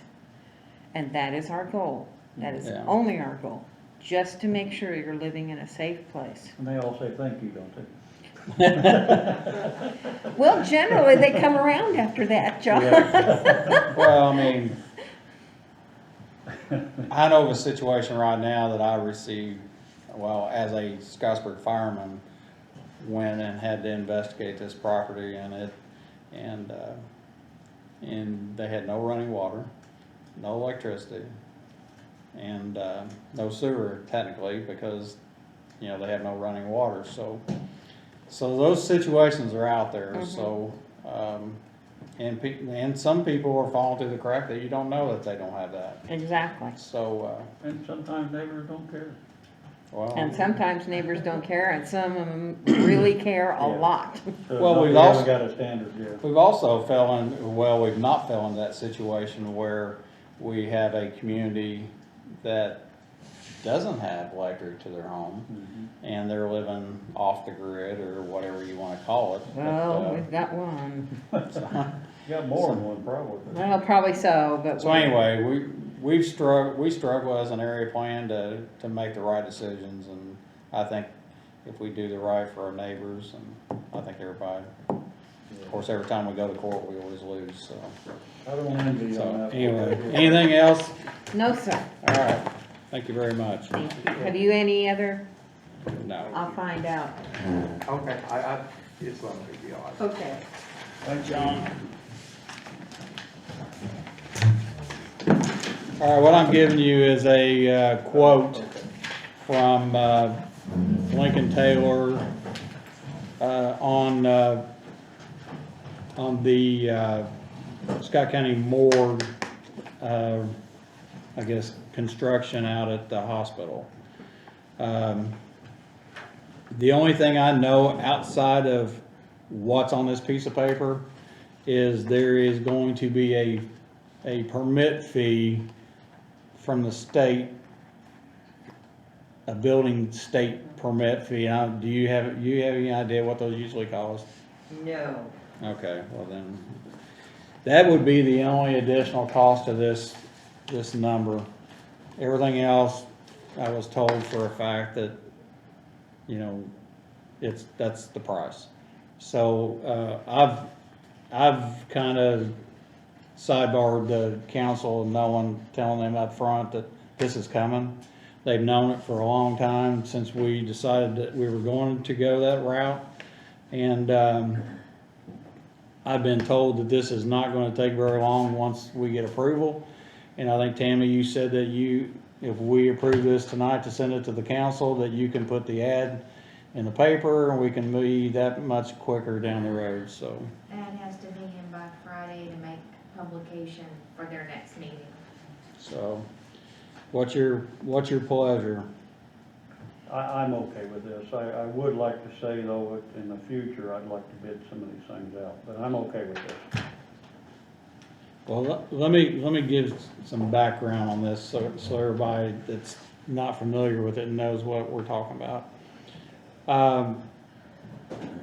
2019, January of 2000, actually the end of January 2019, I was contacted by the current, or actually the former coroner, that he could not seek re-election because it's a 2-term limitation. And I reached out to some other past coroners, and nobody was interested in continuing as the coroner. At that point is the first time in Scott County history that we were going to have a coroner that doesn't own a funeral home. At that point, we talked about the John Jones building, about remodeling a section out there. And I'll be honest, I don't think that got any traction whatsoever with the council. And so then, previous to me, actually might have been my first year, Kelly Robbins, Commissioner Robbins went to Mike Everett at the Scott County Memorial Hospital and started working with Mike about possibly partnering with Scott County Hospital about creating a morgue in the hospital. Since then, Kelly passed away. It kind of fell through the crack again. I took it up after Jerry told me that he was, there was nobody gonna have a funeral home. So I followed back up with another CEO of actually he's at Clark County Memorial, which also partners with Scott County, and got an MOU to do the morgue at the hospital. They were gonna furnish two rooms out there, have 24-hour access. All we would have to do is supply the equipment and any repairs that we would have to make it our place. So in turn, I think the council already bought the equipment. That was funded last year. I think it was somewhere in the neighborhood of $10,000 or $12,000, I think. It was actually, I've got $9,530, Okay. $9,530. So the equipment's already been ordered, the cooler, the cots, and so in turn, after meeting with the hospital, meeting with Watco Construction, which has done work with us before, also have done work at the hospital, has a decent working relationship with them, which they, well, right now, I think we're waiting on a state permit to say, you know, what we can do or move forward on that end, but what I need, or, you know, whatever your guys' pleasure, but I mean, for us to have a place for our new coroner, to call an office, to house their computers and to do their work. This quote here is for $27,438, and I'll read down what he's proposing to do. To remove and replace the VCT floor tiling, which is asbestos tiling, includes the waste remediation and if necessary, separate 2 rooms with steel studs, drywall the walls, remove and dispose of plywood on the floor, paint and repair drywall in both rooms, install a new Frederick HVA unit in the morgue, which is positive air, I believe. John, is that correct? Furnish and connect HEPA filter to the building exterior, which they have to have positive air. Actually, I'm wrong. In order to create a negative pressure in the morgue room, and then connect the building exterior with the outside 4-inch gas furnace vent pipe 10 foot above the ceiling, provide a utility sink and some other drainage. So, and then to provide an 8x8 by 2x4 frame hallway separation wall, so and a door and a clock set. So, what's your guys' pleasure? Well, I have every confidence in this. That's not even a concern for me. I'm for doing this. I just, in the future, with any construction projects, I'd like to bid them out. But I'm okay, 'cause I know I know you got good workers here. Well, I like the price. I agree with that. There's, I know John's raised some questions.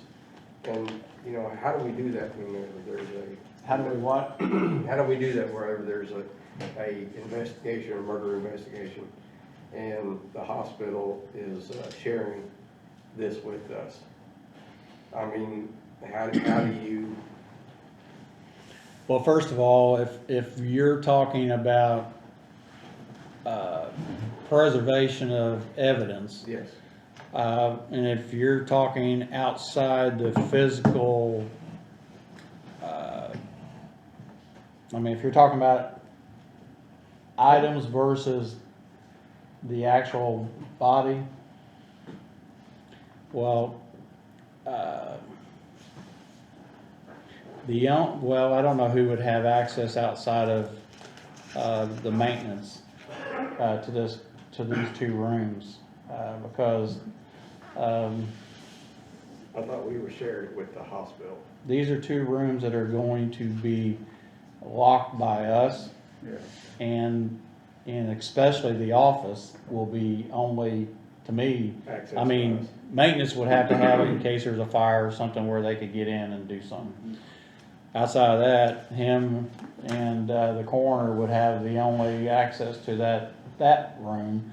The other part of this is that if someone would pass away in the hospital, that the hospital would be able to, and there's always security there, so I guess we could talk with them to make sure that the only person that's opening that door is security. So they would be able to access, you know, putting a person that passed away at the hospital in the cooler, so. Mike, Yes. when we were out there with the ambulance service, we had our own log to that number.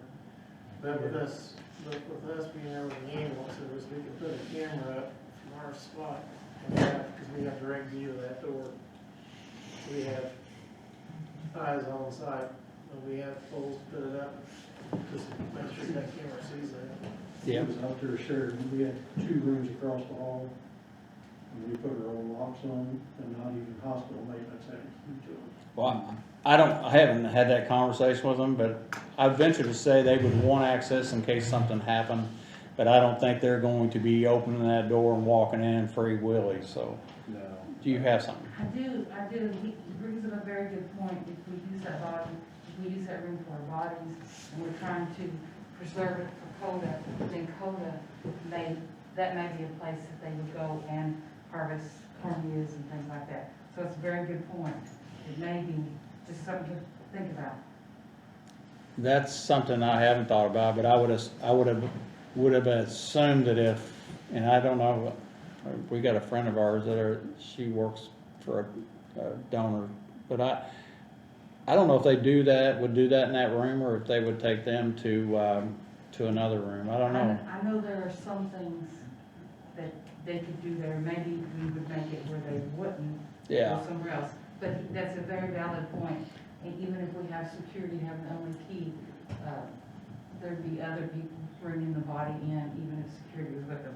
So that's a very valid point. Yeah, I agree with that, but I think that's something we'd have to work out with them. So the hospital be using it too, though, right? The hospital have access to the morgue, yes. But they To won't, be, they wouldn't have access to the, they won't be using our coolers, or will they? yes. Okay, that's what. Well, see, and I guess that was so you got the body in there, you're doing an investigation on whatsoever. Now, And now the hospital has to bring a body in. I do think they do this in Clark County too. I think they use the hospital, Yeah, they have a county board there. I don't know, that's questions I'd have to ask and see how prevalent it is to the funeral home, because, or to the coroner, but it wouldn't, I understand what you're saying, but in the past, if a coroner was the funeral home and they got a second body in, there's people coming and going in there. I don't know you're really talking about what kind of security or something that would deviate from what would contaminate a body or whatever, because 9 out of 10 times, my history with a coroner is that 90% of the investigation is done at a crime scene, and the only thing that's gonna happen outside that crime scene is an autopsy. yeah. So- They're gonna photograph the body before it ever leaves the scene. Oh, yeah. And then they'll photograph the body as soon as it gets to the morgue. So if there's any indication that there was trauma secondary to death, they're gonna know it at the scene, and they'll know it at the morgue before it goes in the cooler. Yeah, I think you're exactly right. So I no, the only thing really would happen is the autopsy, and a lot of times that. And these guys would be the one dealing with it. Do you have a problem with it? Well, Randy's asking questions that I have asked Randy and Mike, what if? See, a lot of this I don't know the answers to, so I've been bouncing what ifs. Yeah. I just don't wanna do anything to reflect bad on the office or the county. We have a coroner and deputy coroner that has never done this before. Yeah. I just wanna make sure we're doing everything the way it should be done. Just from my perspective, and I have done this stuff before, I don't see this problem. Because it is most all of it gonna be done on the scene. If there's something, if you do have a body out there, the sheriff, state police, they're gonna contact you guys and they'll have some security issues set up, and if there is an issue, it would be rare. That's Well, and it might be a situation if it's a high profile murder type situation, I'm sure at that point you can put in different security things and going, we're locked down. Nobody's going in there. I don't care if you have a death in the hospital, you're not using the morgue. And just say, it's off limits until that's. And you can also do things like if you have that body, you can have, nobody comes in and out unless they sign in and out. There's just stuff you can do. Well, I'm gonna be thrilled just to see us have an office and a morgue. I don't much care where it's at. Yeah, and I think we do too. Well, the hospital, what they do now is that if you die in a room out there, you're sitting in the room till the funeral director or the funeral home comes and gets you. Yeah, Yeah. So they just shut the door until they show up. Now granted, and this is where I threw this to the hospital, was everybody that dies in Scott County Memorial Hospital isn't from Scott County. That funeral home could be coming from Kentucky, it can be coming from Michigan. I mean, and that's several hours before someone gets here, so it's, you know, it's a service that the hospital is going to benefit from as much as we are, and hopefully it's a good partnership, so. We have one now that's got to go to Las Vegas, Nevada. Yeah. Yeah. I just What's want to let lit- you know there may be other people in the room. Oh, I That's don't, all the point. yes, I agree with that, but I also, I think from talking with Stephen out there is that we could put a badge lock on that door, and if for like you said, sign in, you would know who badged that door. And if they're not supposed to be in there, they're not gonna get in. I mean, and that badge will only open for certain people, so. But anyway, so what's your guys' Well, I pleasure? think you need to get moving on this, don't we? We're definitely behind the. And I have voiced my own concern, but otherwise I say we need to get moving. I have a question if you don't mind. Go before you ahead. ask. In regards to the county capital outlay that's gonna go into a building that's not a county building, does your agreement have, say, I'll just use this word term loosely, if we divorce and we go our way and the hospital goes other ways, if we invest almost $28,000, I know the equipment can come back out, that's easy enough. But what happens to the county's capital outlay? Because the hardware obviously is gonna be attached to that building, and if we divorce at some point down, and what if we have a coroner in 8 years that's now back a funeral home, and they don't wanna do that, what happens to us? I don't know, I'd have to go back and look at the MOU, but I don't, personally, if we have another coroner that's a funeral home director or owns a funeral home or whatever, I don't think he's got a choice. I think we have a morgue, and I think we continue the morgue and they do whatever. If that wasn't true, we wouldn't be doing this now. That's exactly right, so, Well, I'm just but I curious, understand yeah. what you're saying, is we're investing in, and let me change this just a little bit.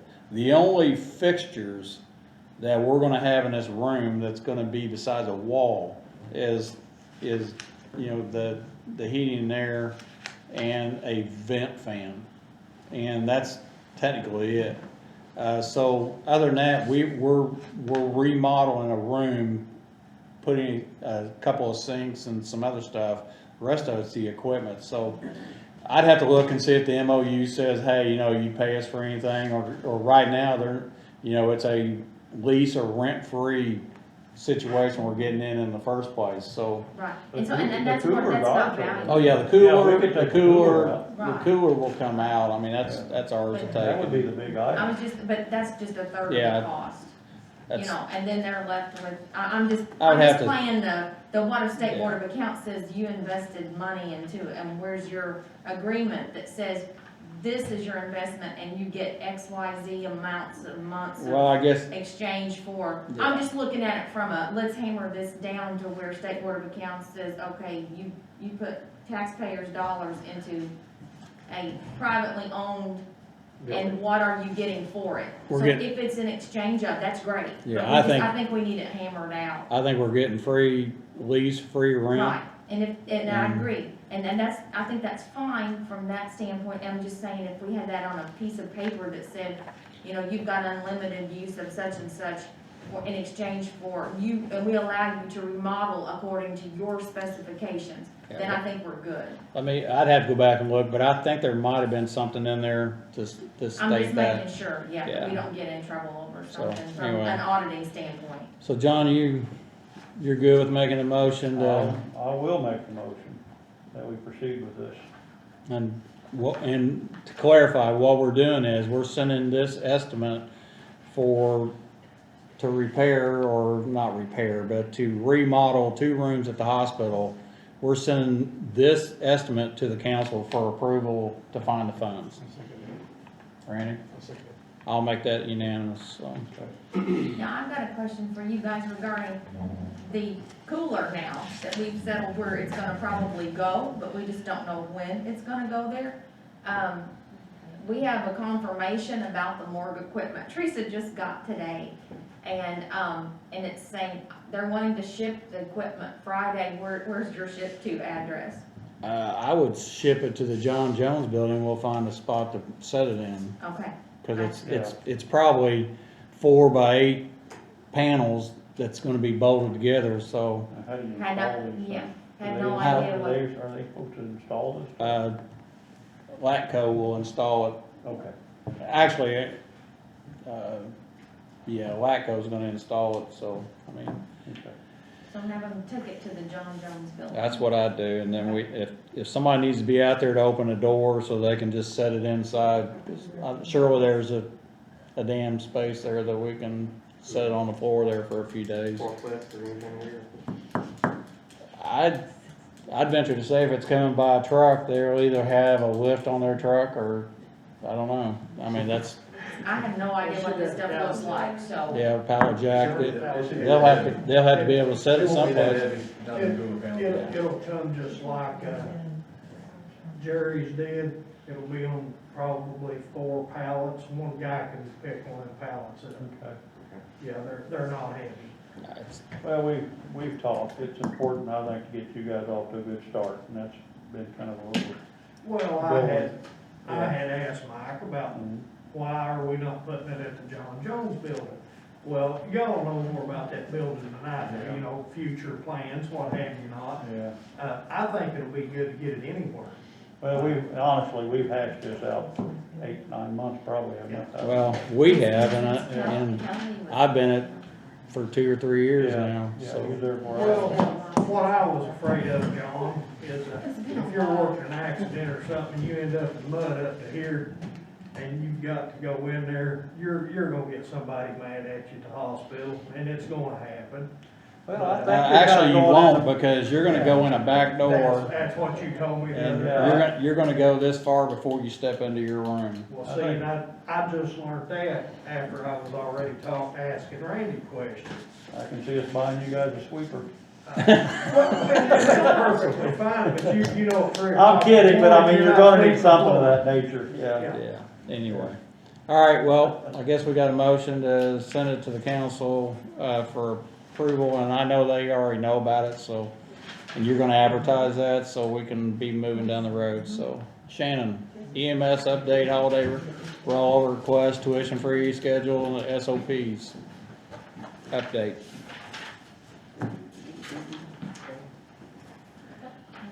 I'll make a copy. We know the money lady first. You updated this, I did update it. There's time to change it. All right.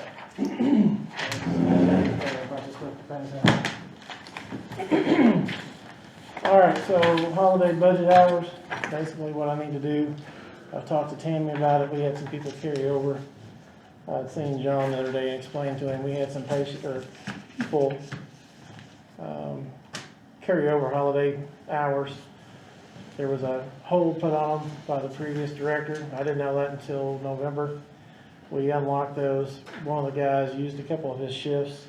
We still have about 80, I still got 6 people who need to burn the hours.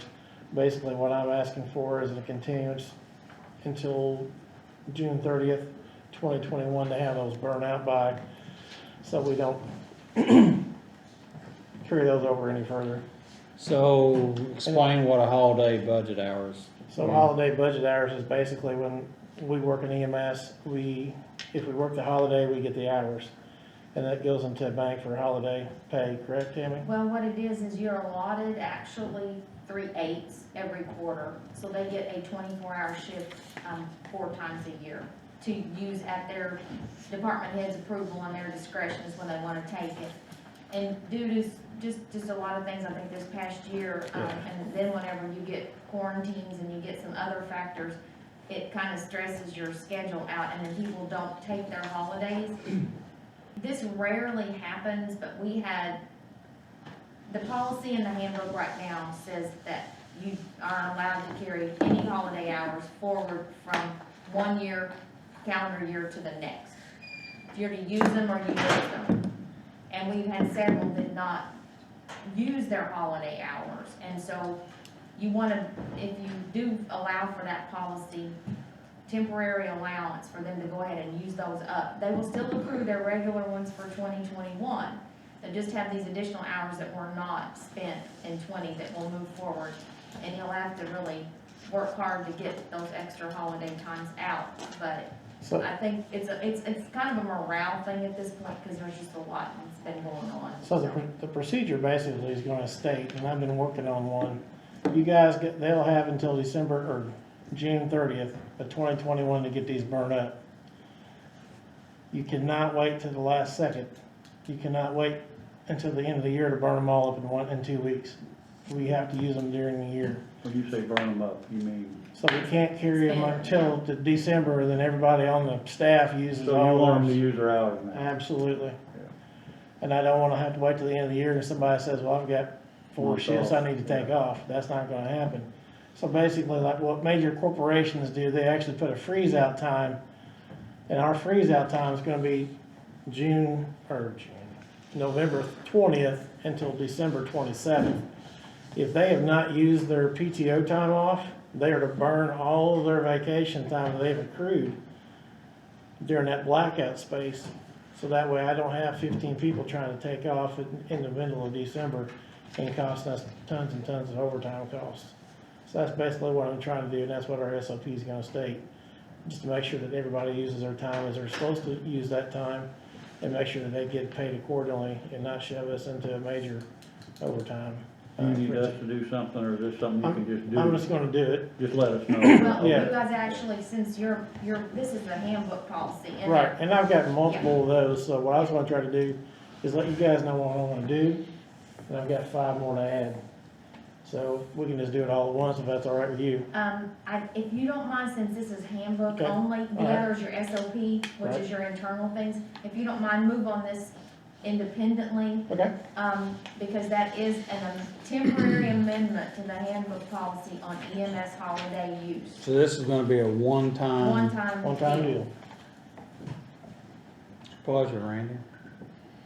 And I think the last time you guys did this, Dan McLean was sheriff, and you had to do that for the sheriff's department before they went on to the matrix. They had one employee that was due to scheduling and their investigations and stuff could not use, I think it was 56 hours, and the commissioners did allow for that temporary policy change for that one time only. Well, I think you're just informing us what you plan on doing. Yeah, that's what I'm doing. Yeah, unless I we mean, have an I pretty much objection. got it all wrote out, I just wanted to get dot the i's, cross the t's. Like I said, I've been working with Tammy through HR and payroll to make sure we can Because do this that. is in their appendix in the handbook that they use holiday hours. So if you guys allow this to deviate, I can't have another department coming to me saying I didn't use, Right. my holiday hours. So now I need to carry them over. This has to be a one-shot deal for them if you guys approve this. Well, most of the time, unless you're a deputy sheriff or a jailer, You spend them as you go. you're gonna spend them as you go, or you don't, or you're gonna be off, cause you're not working because this building's closed down, or, but, so. We're in a different situation because of what we do. Got any questions, Randy? No. John? Your decision for it, I'm concerned, I'm okay with it. So I guess we need to make a motion, don't we? Please. Okay, I'll make the motion that we proceed with, holiday budget hours, is that what you're asking? Yes, sir. Yes. Motion made. I'll make that unanimous. Moving on. Employee services, we've had 2 staff members, and I'll just give you that, that's the copy that Tammy got from United Health. John and I talked about it. I actually will email all 3 of you guys the entire thing. I'll get your emails from Tammy. Basically, what that's saying is we have mental health. We've got 2 members out there that need to have some mental health conversations. I reached out to my contact at Clark. LifeSpring is allowing us to do that. 3 free visits, plus put them with somebody that's PTSD trained. To start the process, United Health actually gives us more insight into what they can do, and there's a lot of offerings, not just for PTSD and mental health illness, but also with stress management, talking with your wife and counseling, financial stress stuff. So there's a lot of stuff in there. And basically what we're gonna do is put that into an SOP, because we do not, and I talked to you about it, John, Mike, I had texted you. Basically, we don't have something like that in our handbook, even for the county. So basically what I'm trying to do is make sure we start the process or start an SOP for us for mental health So and for PTSD. And And that goes for the sheriff's department. They can adjust to that how they need to do so, for their stuff. and I think where we're going to explain this is we have somebody, if we have somebody who has some illness, Right, some mental health issue that could be detrimental to them, right. we may have an obligation to make sure they're okay. We Correct. do have an obligation. Well, you do. Correct. Yeah. And if I they get- say they need help, then we need to make sure that they can get the help. Yes. This employee did reach out, 2 of them did reach out, and they wanted help. So we're doing the best we can with what we got, but it's also their responsibility to make the appointment. It's their responsibility to go to these sessions and make sure they're gonna utilize what we're doing. Guess my question is, with our health insurance, do we not have something like that? This is the This is that right here. UHC. We're learning, cause Cause I sometimes. mean, Yeah.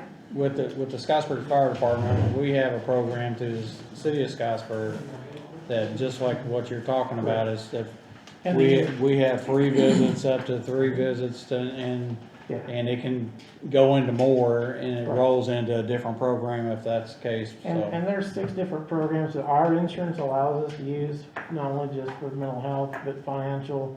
It also talks about, prescription medications, I think there's some stuff in there about weight loss, smoking cessation. So we basically just took everything that they offer through our healthcare provider at the county, and basically we're gonna kind of formulate that into a procedure manual for us. And I would like to piggyback on this a little further, because, if there's a need in one area, there could be needs in others. I mean, this has been a very difficult year for a lot of people in a lot of different areas, all the way from financial stresses that COVID has put on their family and different things. So I think I'm just gonna kind of do a mass email to all the department heads to please share this information with their employees, that we do have help available through our United Healthcare provider and provide these packets to them as well, because I think that would be a very good thing, and outreach kind of thing to do, and say, hey, look, we're supporting you, and here's ways that, you can get help if you have an issue. And Did I miss something? Is there some money involved here? No. No, That's- sir. You got that It's covered. service already provided. The one They thing got I would, a 24/7 hotline Right. they can call. I mean, there's a lot of good things about this. the one thing I would like to see happen on this one is for the volunteer fire departments of the county. I know they do have the Life Springs option out there, but I think we also need to include these guys, because if we do have an extrication, or we do have a scene death, or in a line of duty death, they're gonna have to use something along these lines. And I think to help support them guys, we need to look into doing that as well. Well, we had, I'm gonna tell you, I can't remember the exact situation, but we had a big, something happen in this county probably 6 years ago, or maybe better, that we brought in. We actually contacted, through Bob Houston, we contacted, Life Spring, and they brought in a trauma crew counseling from Southern Indiana, which is a group of police, fire, doctors, counselors. They came into the Scottsburg Fire Department, and there was fire departments there was EMS there was, and they did a debrief and kinda just told everybody the same thing you're telling, So basically, I just didn't wanna leave anybody out. Yeah. I just wanna include everybody, Yeah, I the think sheriff's it's a good department. idea, so, We need yeah, to do that. sounds good. Driving policy and driving evaluation. IPEP visited me yesterday. That's the recommendations for their driving program. Also, that would be, and I'll email that out to you guys as well, evaluation of driving. So to help our insurance issues, we're gonna be adopting that into our SOPs as far as what we're gonna be doing for driving, how we need to drive, how we need to respond. This is also a tool to how we assess how they drive. You're an instructor, aren't you? Yes, sir. Yeah. So I've got all the IPEP stuff. IPEP seems to be the better choice.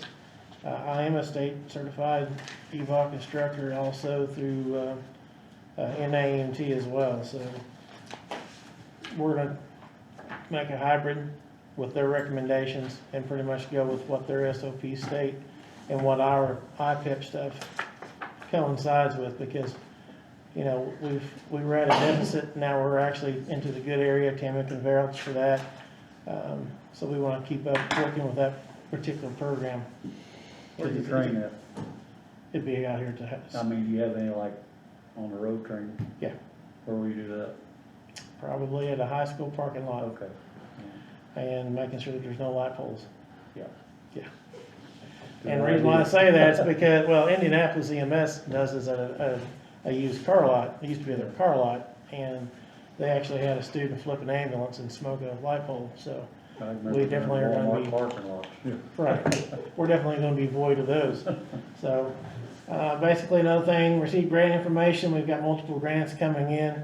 I've talked about it before, 1.5 million is what we're allotted. We've actually got 3 more chances to get some more, grants. I talked to Melissa tonight with Hoosier Hills. She has some stuff that we can, utilize with that, so we're gonna tap her resources to see what we can get going.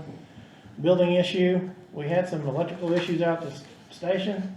I had the electrician come out, Jerry North, Scottsburg Electric come out to put a pole in so we could put some power service to our containers. And we found a huge mess. I had a light pole that was charged with 240 volts of electricity. That's why a whole bunch of dead animals are laying around it. And it's been live for 6 years. Really? Mm-hmm. So the life of the building. So there was one security light on the building. That light has ceased to work and the wiring was burnt off. Wow. So I had Jerry come out today so we could root out the problem. None of the wiring on the outside power lines, power poles, or pole lights matched. They were not properly grounded. They were not properly wired. I have a quote working on that right now to find out what it's going to cost us. And they did cut the power to the pole light out back. It was right next to our fuel tanks. Thank God nobody touched it, because if somebody touched it and was out there cutting the grass, it'd have been dead on spot. So we are correcting that problem. I had redevelopment money slated for that, and that will go to this project to get this electric problem fixed outside of the building. We're looking at even possibly going to solar power if we can, changing the lights out to where it's more efficient and make it a little bit better. Truck fleet update, 2020 Chevy come back from striping. Basically, I'm waiting on radio install on that, and I've got a hold of the radio company, waiting for an email. 2019 goes in 2 weeks for striping and radio install. I got an update today on the 2021 truck that we ordered, which would be paid for with a FEMA grant. And instead of coming off the line in April, it will be coming off the line in exactly 3 weeks. So in 3 weeks, Those FEMA grants are slower than snakes. I actually have the money. Oh, thank God. I have the money. I have the money to pay for that truck. Okay, so you can do this and then hopefully we'll get them, then we can, Correct. yeah. So with them moving up 45 days, I actually have the cash flow coming in to pay for the redevelopment to do that. And we'll be able to get that truck back here and get it going. I did deliver the 2021, one of our old trucks I took up this last week into Elkhart, dropped it off. It should be done by April 30th for remount. And basically we saved about $80,000 by remounting that truck. We're gonna look at some grants. We're getting a 6th truck. And the last thing, executive session request with you guys within the next 2 weeks, daytime meeting, because Raymond needs to be at that meeting and we need to have it during the daytime. And that's pretty much it. That's just a continuation of another deal, so. If you guys can get me. Tomorrow. Yeah, I know, because the meeting's tonight. Yeah. Yeah, so tomorrow will be 2 weeks to the next meeting. If you can do it in these next 2 weeks, if you can't, then then I understand. I'm good whenever. So just, I'll get with the Tomorrow's ambulance. not a good day for me. Not tomorrow. No, I know, but I'm gonna get with the ambulance board and get everybody on board, cause they wanna be there at that meeting too, And I so. need 48 hours I know, of I know. that business, yes. And that's why I was thinking about you and posting it and all that kind of stuff, so that way we can get that stuff going and motivated. Mike, I would suggest if you got a chance tomorrow, come see me, I'll just get these signed tomorrow from you. That's fine. I'll That come way in. we can start, you guys can get out of here before midnight. Thank you. You guys got We're about it done. All right, I'm out. We're gonna start moving you to the first of the meeting. I know you are. I would do it tomorrow, my wife gave me orders. Oh, yeah? Claims consideration for Scott County Museum, $1,000. That's all John's fault. That's, the Oh, and the quilt's over here, That's right the here. quilt. And there's the quilt. yeah, There's your $1,000, yeah. right there. Well, they came down, they said they're gonna come down. It's and really look. pretty.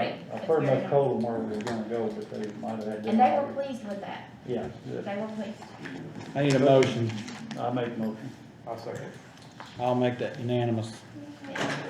So, the next thing is payroll ratification, January the 15th, 2021. That's right. Everybody had an opportunity to look at the payroll. I'll make a motion, pass it. Randy? Yep. Randy seconds it, I'll make it unanimous. Sign it. Consideration of the December 16th, 2020 minutes. Everybody had an opportunity to look at the minutes. Yes, sir. Everybody in agreement with those minutes? Yes, Can I sir. get a motion? Make a motion, pass. Second. I'll make that unanimous. And I don't have anything to sign tonight, because I gotta get more pages in my book, so. Okay, the last thing we have here is 2021 board appointments. I don't have that list in front of me, by the way. I gave, did I not print it out? I don't- It's in your packet. Let me keep looking, maybe I won't, yeah, there you Yeah. go. As always, you're right. I'm glad he's learned that. It took me a while, but I figured it out. So, Randy, do you see anything that you want, a change or something different, or John, either one? And I know there's, I guess on some of these, like Bob's on some of these that we probably need to make a change. Yeah, I'd like to be on the drainage board. On the drainage board, Mm-hmm. John, you got an issue with that? No, sir. I don't either, so let's move, Randy to the drainage board. And then am I assuming you're leaving Everett and you're just replacing Bob with Randy? Okay. Sounds like it. All right. Anybody got anything else? Well, I'd like to be on that economic development. Where's that at? Is that not due now? Let me see here. It's got, okay. Yeah. That's the one we got, one Southern Indiana we talked about. Actually, Here it is. It's got, yeah, it's up at the top. It's got Okay. Gene on Yeah. that one. the question with that is that, Yeah. that's why I asked when One Southern Indiana was here, who's on their board, and they don't have us on their board. They're an independent contractor, Yeah. so we don't technically, we're not gonna, that's why I said, well, how are we gonna know? And he said, well, we'll come to you and report to you. I think all it is a contract, is really all. And it is, Yeah. but I, Now, I do know Because you do Scottburg's have on a the board. commission, right. See, Yeah. what got a little confusing back years ago is when they went to the not-for-profit, they formed a Scott County Economic Development Corporation, and that's what One Southern is kind of taking the place of. But we still have a county commission, and they ended up using kind of the same people on both boards. So now we're just kind of down to really one function. what's a county commission then? I guess I'm confused. The commission is for, you had a board for economic development, and then the corporation formed in order to get grants. And they just used the same people for both boards, one for the corporation and one for the county. So So they who- were serving duality, and So- now, yeah. So who else is on that board? There's one appointment that the county council makes, which they have not done yet. One appointment that the commissioners make, and one appointment from the largest municipality. So who's And I the- think that's Christian Evans. Yeah, he's on that. So who did we put on? That's what you're doing right now, because Gina resigned from it. she came to the So last this, meeting and. so this Scott County Economic Development is the board The you're county talking board, about? Yeah. Well, I know when I'd asked to be on that board, I when remember that. when they appointed Gene, and, so I think I'd kinda like to be And I on would that be happy board. to step aside if you want. Can we Really? nominate somebody or? Well, I mean, I'd kinda like to be on that board, I mean, since I asked a year or so ago, or actually longer now probably, but, yeah, there was a big controversy over that, so. I'm okay with that. All right. Yeah, me too. So has anybody else got anything else? Greg Prince was interested in the alcohol beverage. Okay. John, you got a, No, I don't know. so let's make Greg Prince replacing Nathan Love.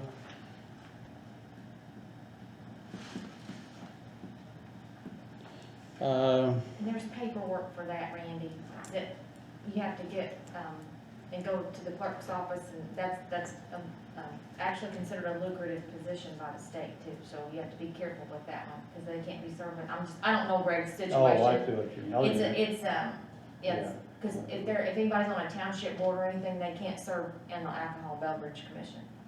I don't think he's on He's anything. not, okay, good, I just So, wanted to tell you that, just in case. So I just need to have him go, I'm sorry. Yes, he probably needs to come to my office, Okay. and I'll help him get the paperwork. So let's just go down the list here. So the advisory board, I mean, I don't see anybody making a change there. I mean, the Board of Zoning Appeals has Gary Green, Jared Sullivan, and Greg Gibson. I don't have an issue with changing anybody there, do you? No. The Community Corrections Advisory Board, I know we tabled that. I don't know if we ever put anybody on that board. And I don't even know if they're meeting, so, And Bob Tobias is on civil defense. yeah, I saw that. That's fine. It's actually 911 and EMA, so. It's just me. Okay.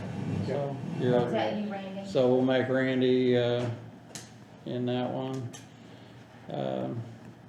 And again, I don't know what this Community Corrections Advisory Board, I mean, it was tabled last time, and I don't think we ever made anybody that, any place. Community Foundation, Lily Grant, Gene Robbins there, I'd like to leave her there, if nobody has an objection to that. No. John? Yeah. I guess I'll stay on the health board. That's good, I like that. Tammy's still the safety officer, the drainage board, EMS oversight committee, unless somebody wants or has somebody else, I'd like to leave Jean there. She's kind of a liaison with that kind of stuff with the hospital and everybody, so. Tammy's still the HIPAA officer. The library trustee, those aren't up, are they? Let me look, she gave me an envelope. and let me So, see what she one said. says 1/31 of 2/18, it's a 4-year term, so it wouldn't be up till next year. And see, and she's given me Sheila, no, this is the council, she's given me councils, hang on, Scott County Commissioners. Flossie McGannon, her term will expire on January 31st. Ms. McGannon is eligible for a 4-year term and has indicated an interest in continuing her service. So Ms. McGannon would like to keep, her appointment. I understand that, but I mean, unless it says the date she was appointed is 1/31/19, it's a 4-year term. I mean, that would make it, that would make it 2023 before she's up. Yeah, and maybe I was unsure at the time. And the other one would be 2022, so I don't think either one of those people are up, unless something's wrong here, so. But let's just table it, I guess, in case, if we have to come back and do that. Well, Darlene sent me a letter, and she said that her appointment would be effective January 31st, 2021, and end January 31st, 2025, if you guys want to keep Flossie. So she's updated me on her real term. Well, let me say this, I don't mind voting for both of them if they need to be voted on. I But don't see, she think didn't they're- do Mary Beth, so Yeah. if that's the case, then Mary Beth's still active. So Flossie, really, her date should have been, it should be ending in 21. That should be when she should have You have a problem expired. leaving her I'm there? sorry. You have a problem leaving, No. let's just reappoint her and Okay. be done with She's it, good. so. All right. I'm fine with her. Ohio Valley Opportunities, Tammy Johnson, let's leave that. Personnel Committee, John, you fine there? Yeah. I don't know anything about the Public Defender Board, so. I don't either. River Hills Economic Development, looks like Steve Myers, John Lisenby, and Gene Robbins. Anybody got a problem there? No, Let's leave them like they are. I guess let's just look down through. Anybody got any questions on anybody else that you want to change anybody or do anything different? Randy? John? no, I just sit there and take a look at it. I'm okay with everything. And then Michelle said that you I'm had sorry, two I've got appointments it. that were, I did what? I've got the list on my. Oh, I'm sorry. It looked like it was in Oh, red, here. or they're all, we don't have to list. there should be one in your packet, Randy. We're down to, yeah, there should have been one in your paper. And I think it's Lincoln Taylor's. Let me go back and pull that January file.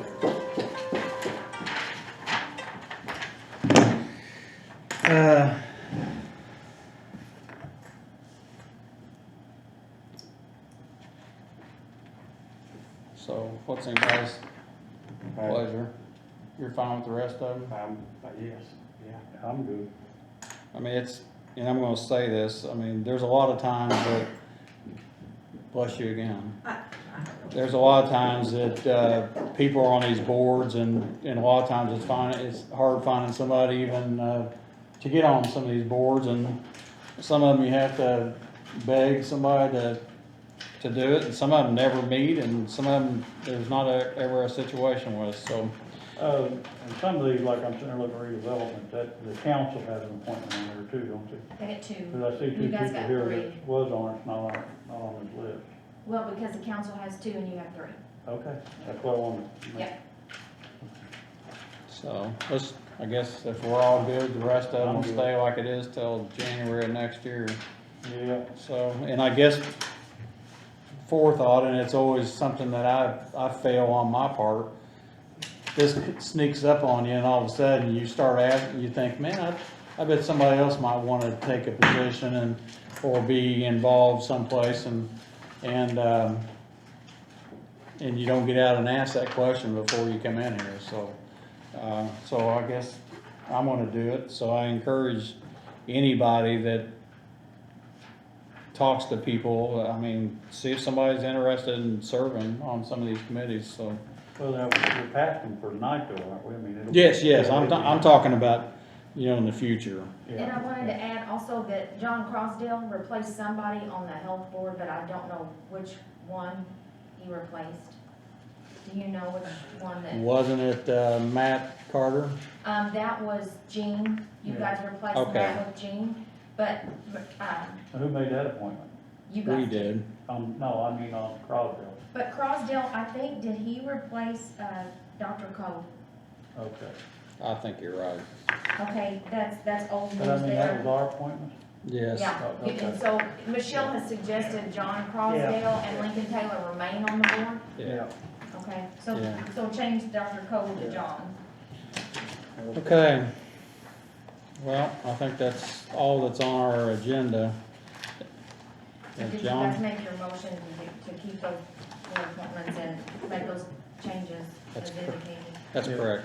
Okay. Well, I guess, we need a motion, John. Motion to accept I make a motion to accept the, commissioner appointments for all the committees With with, changes noted. with the exception of, Mike Jones will now be on the, economic development, Andy Julian will be on the drainage board, Civil defense. Civil defense, Randy's on civil defense? Yes. Okay. and Greg Prince on ABC board. Greg Prince, ABC, and Dr. Crosdale on the board of health. Okay, I got to miss anything? I think That's my it. motion. And actually Flossie. and Flossie. Flossie, To yeah. retainer for the library. Yeah, Flossie. Randy seconds it, and I'll make it unanimous. So, we'll go around here. John, you got something? No, You know how it is, I might think of something in a minute, but no. Randy, you got anything extra? Nope. Well, without further ado, I'll entertain a motion to dismiss. Randy, I think I saw an eyeball. I'm sorry? Randy made a motion to dismiss, and John, do you second? Second. I'll make it unanimous. Forgive me, I got to do another stuff here. Sometimes I do that. After 2 hours and 24 minutes, anybody can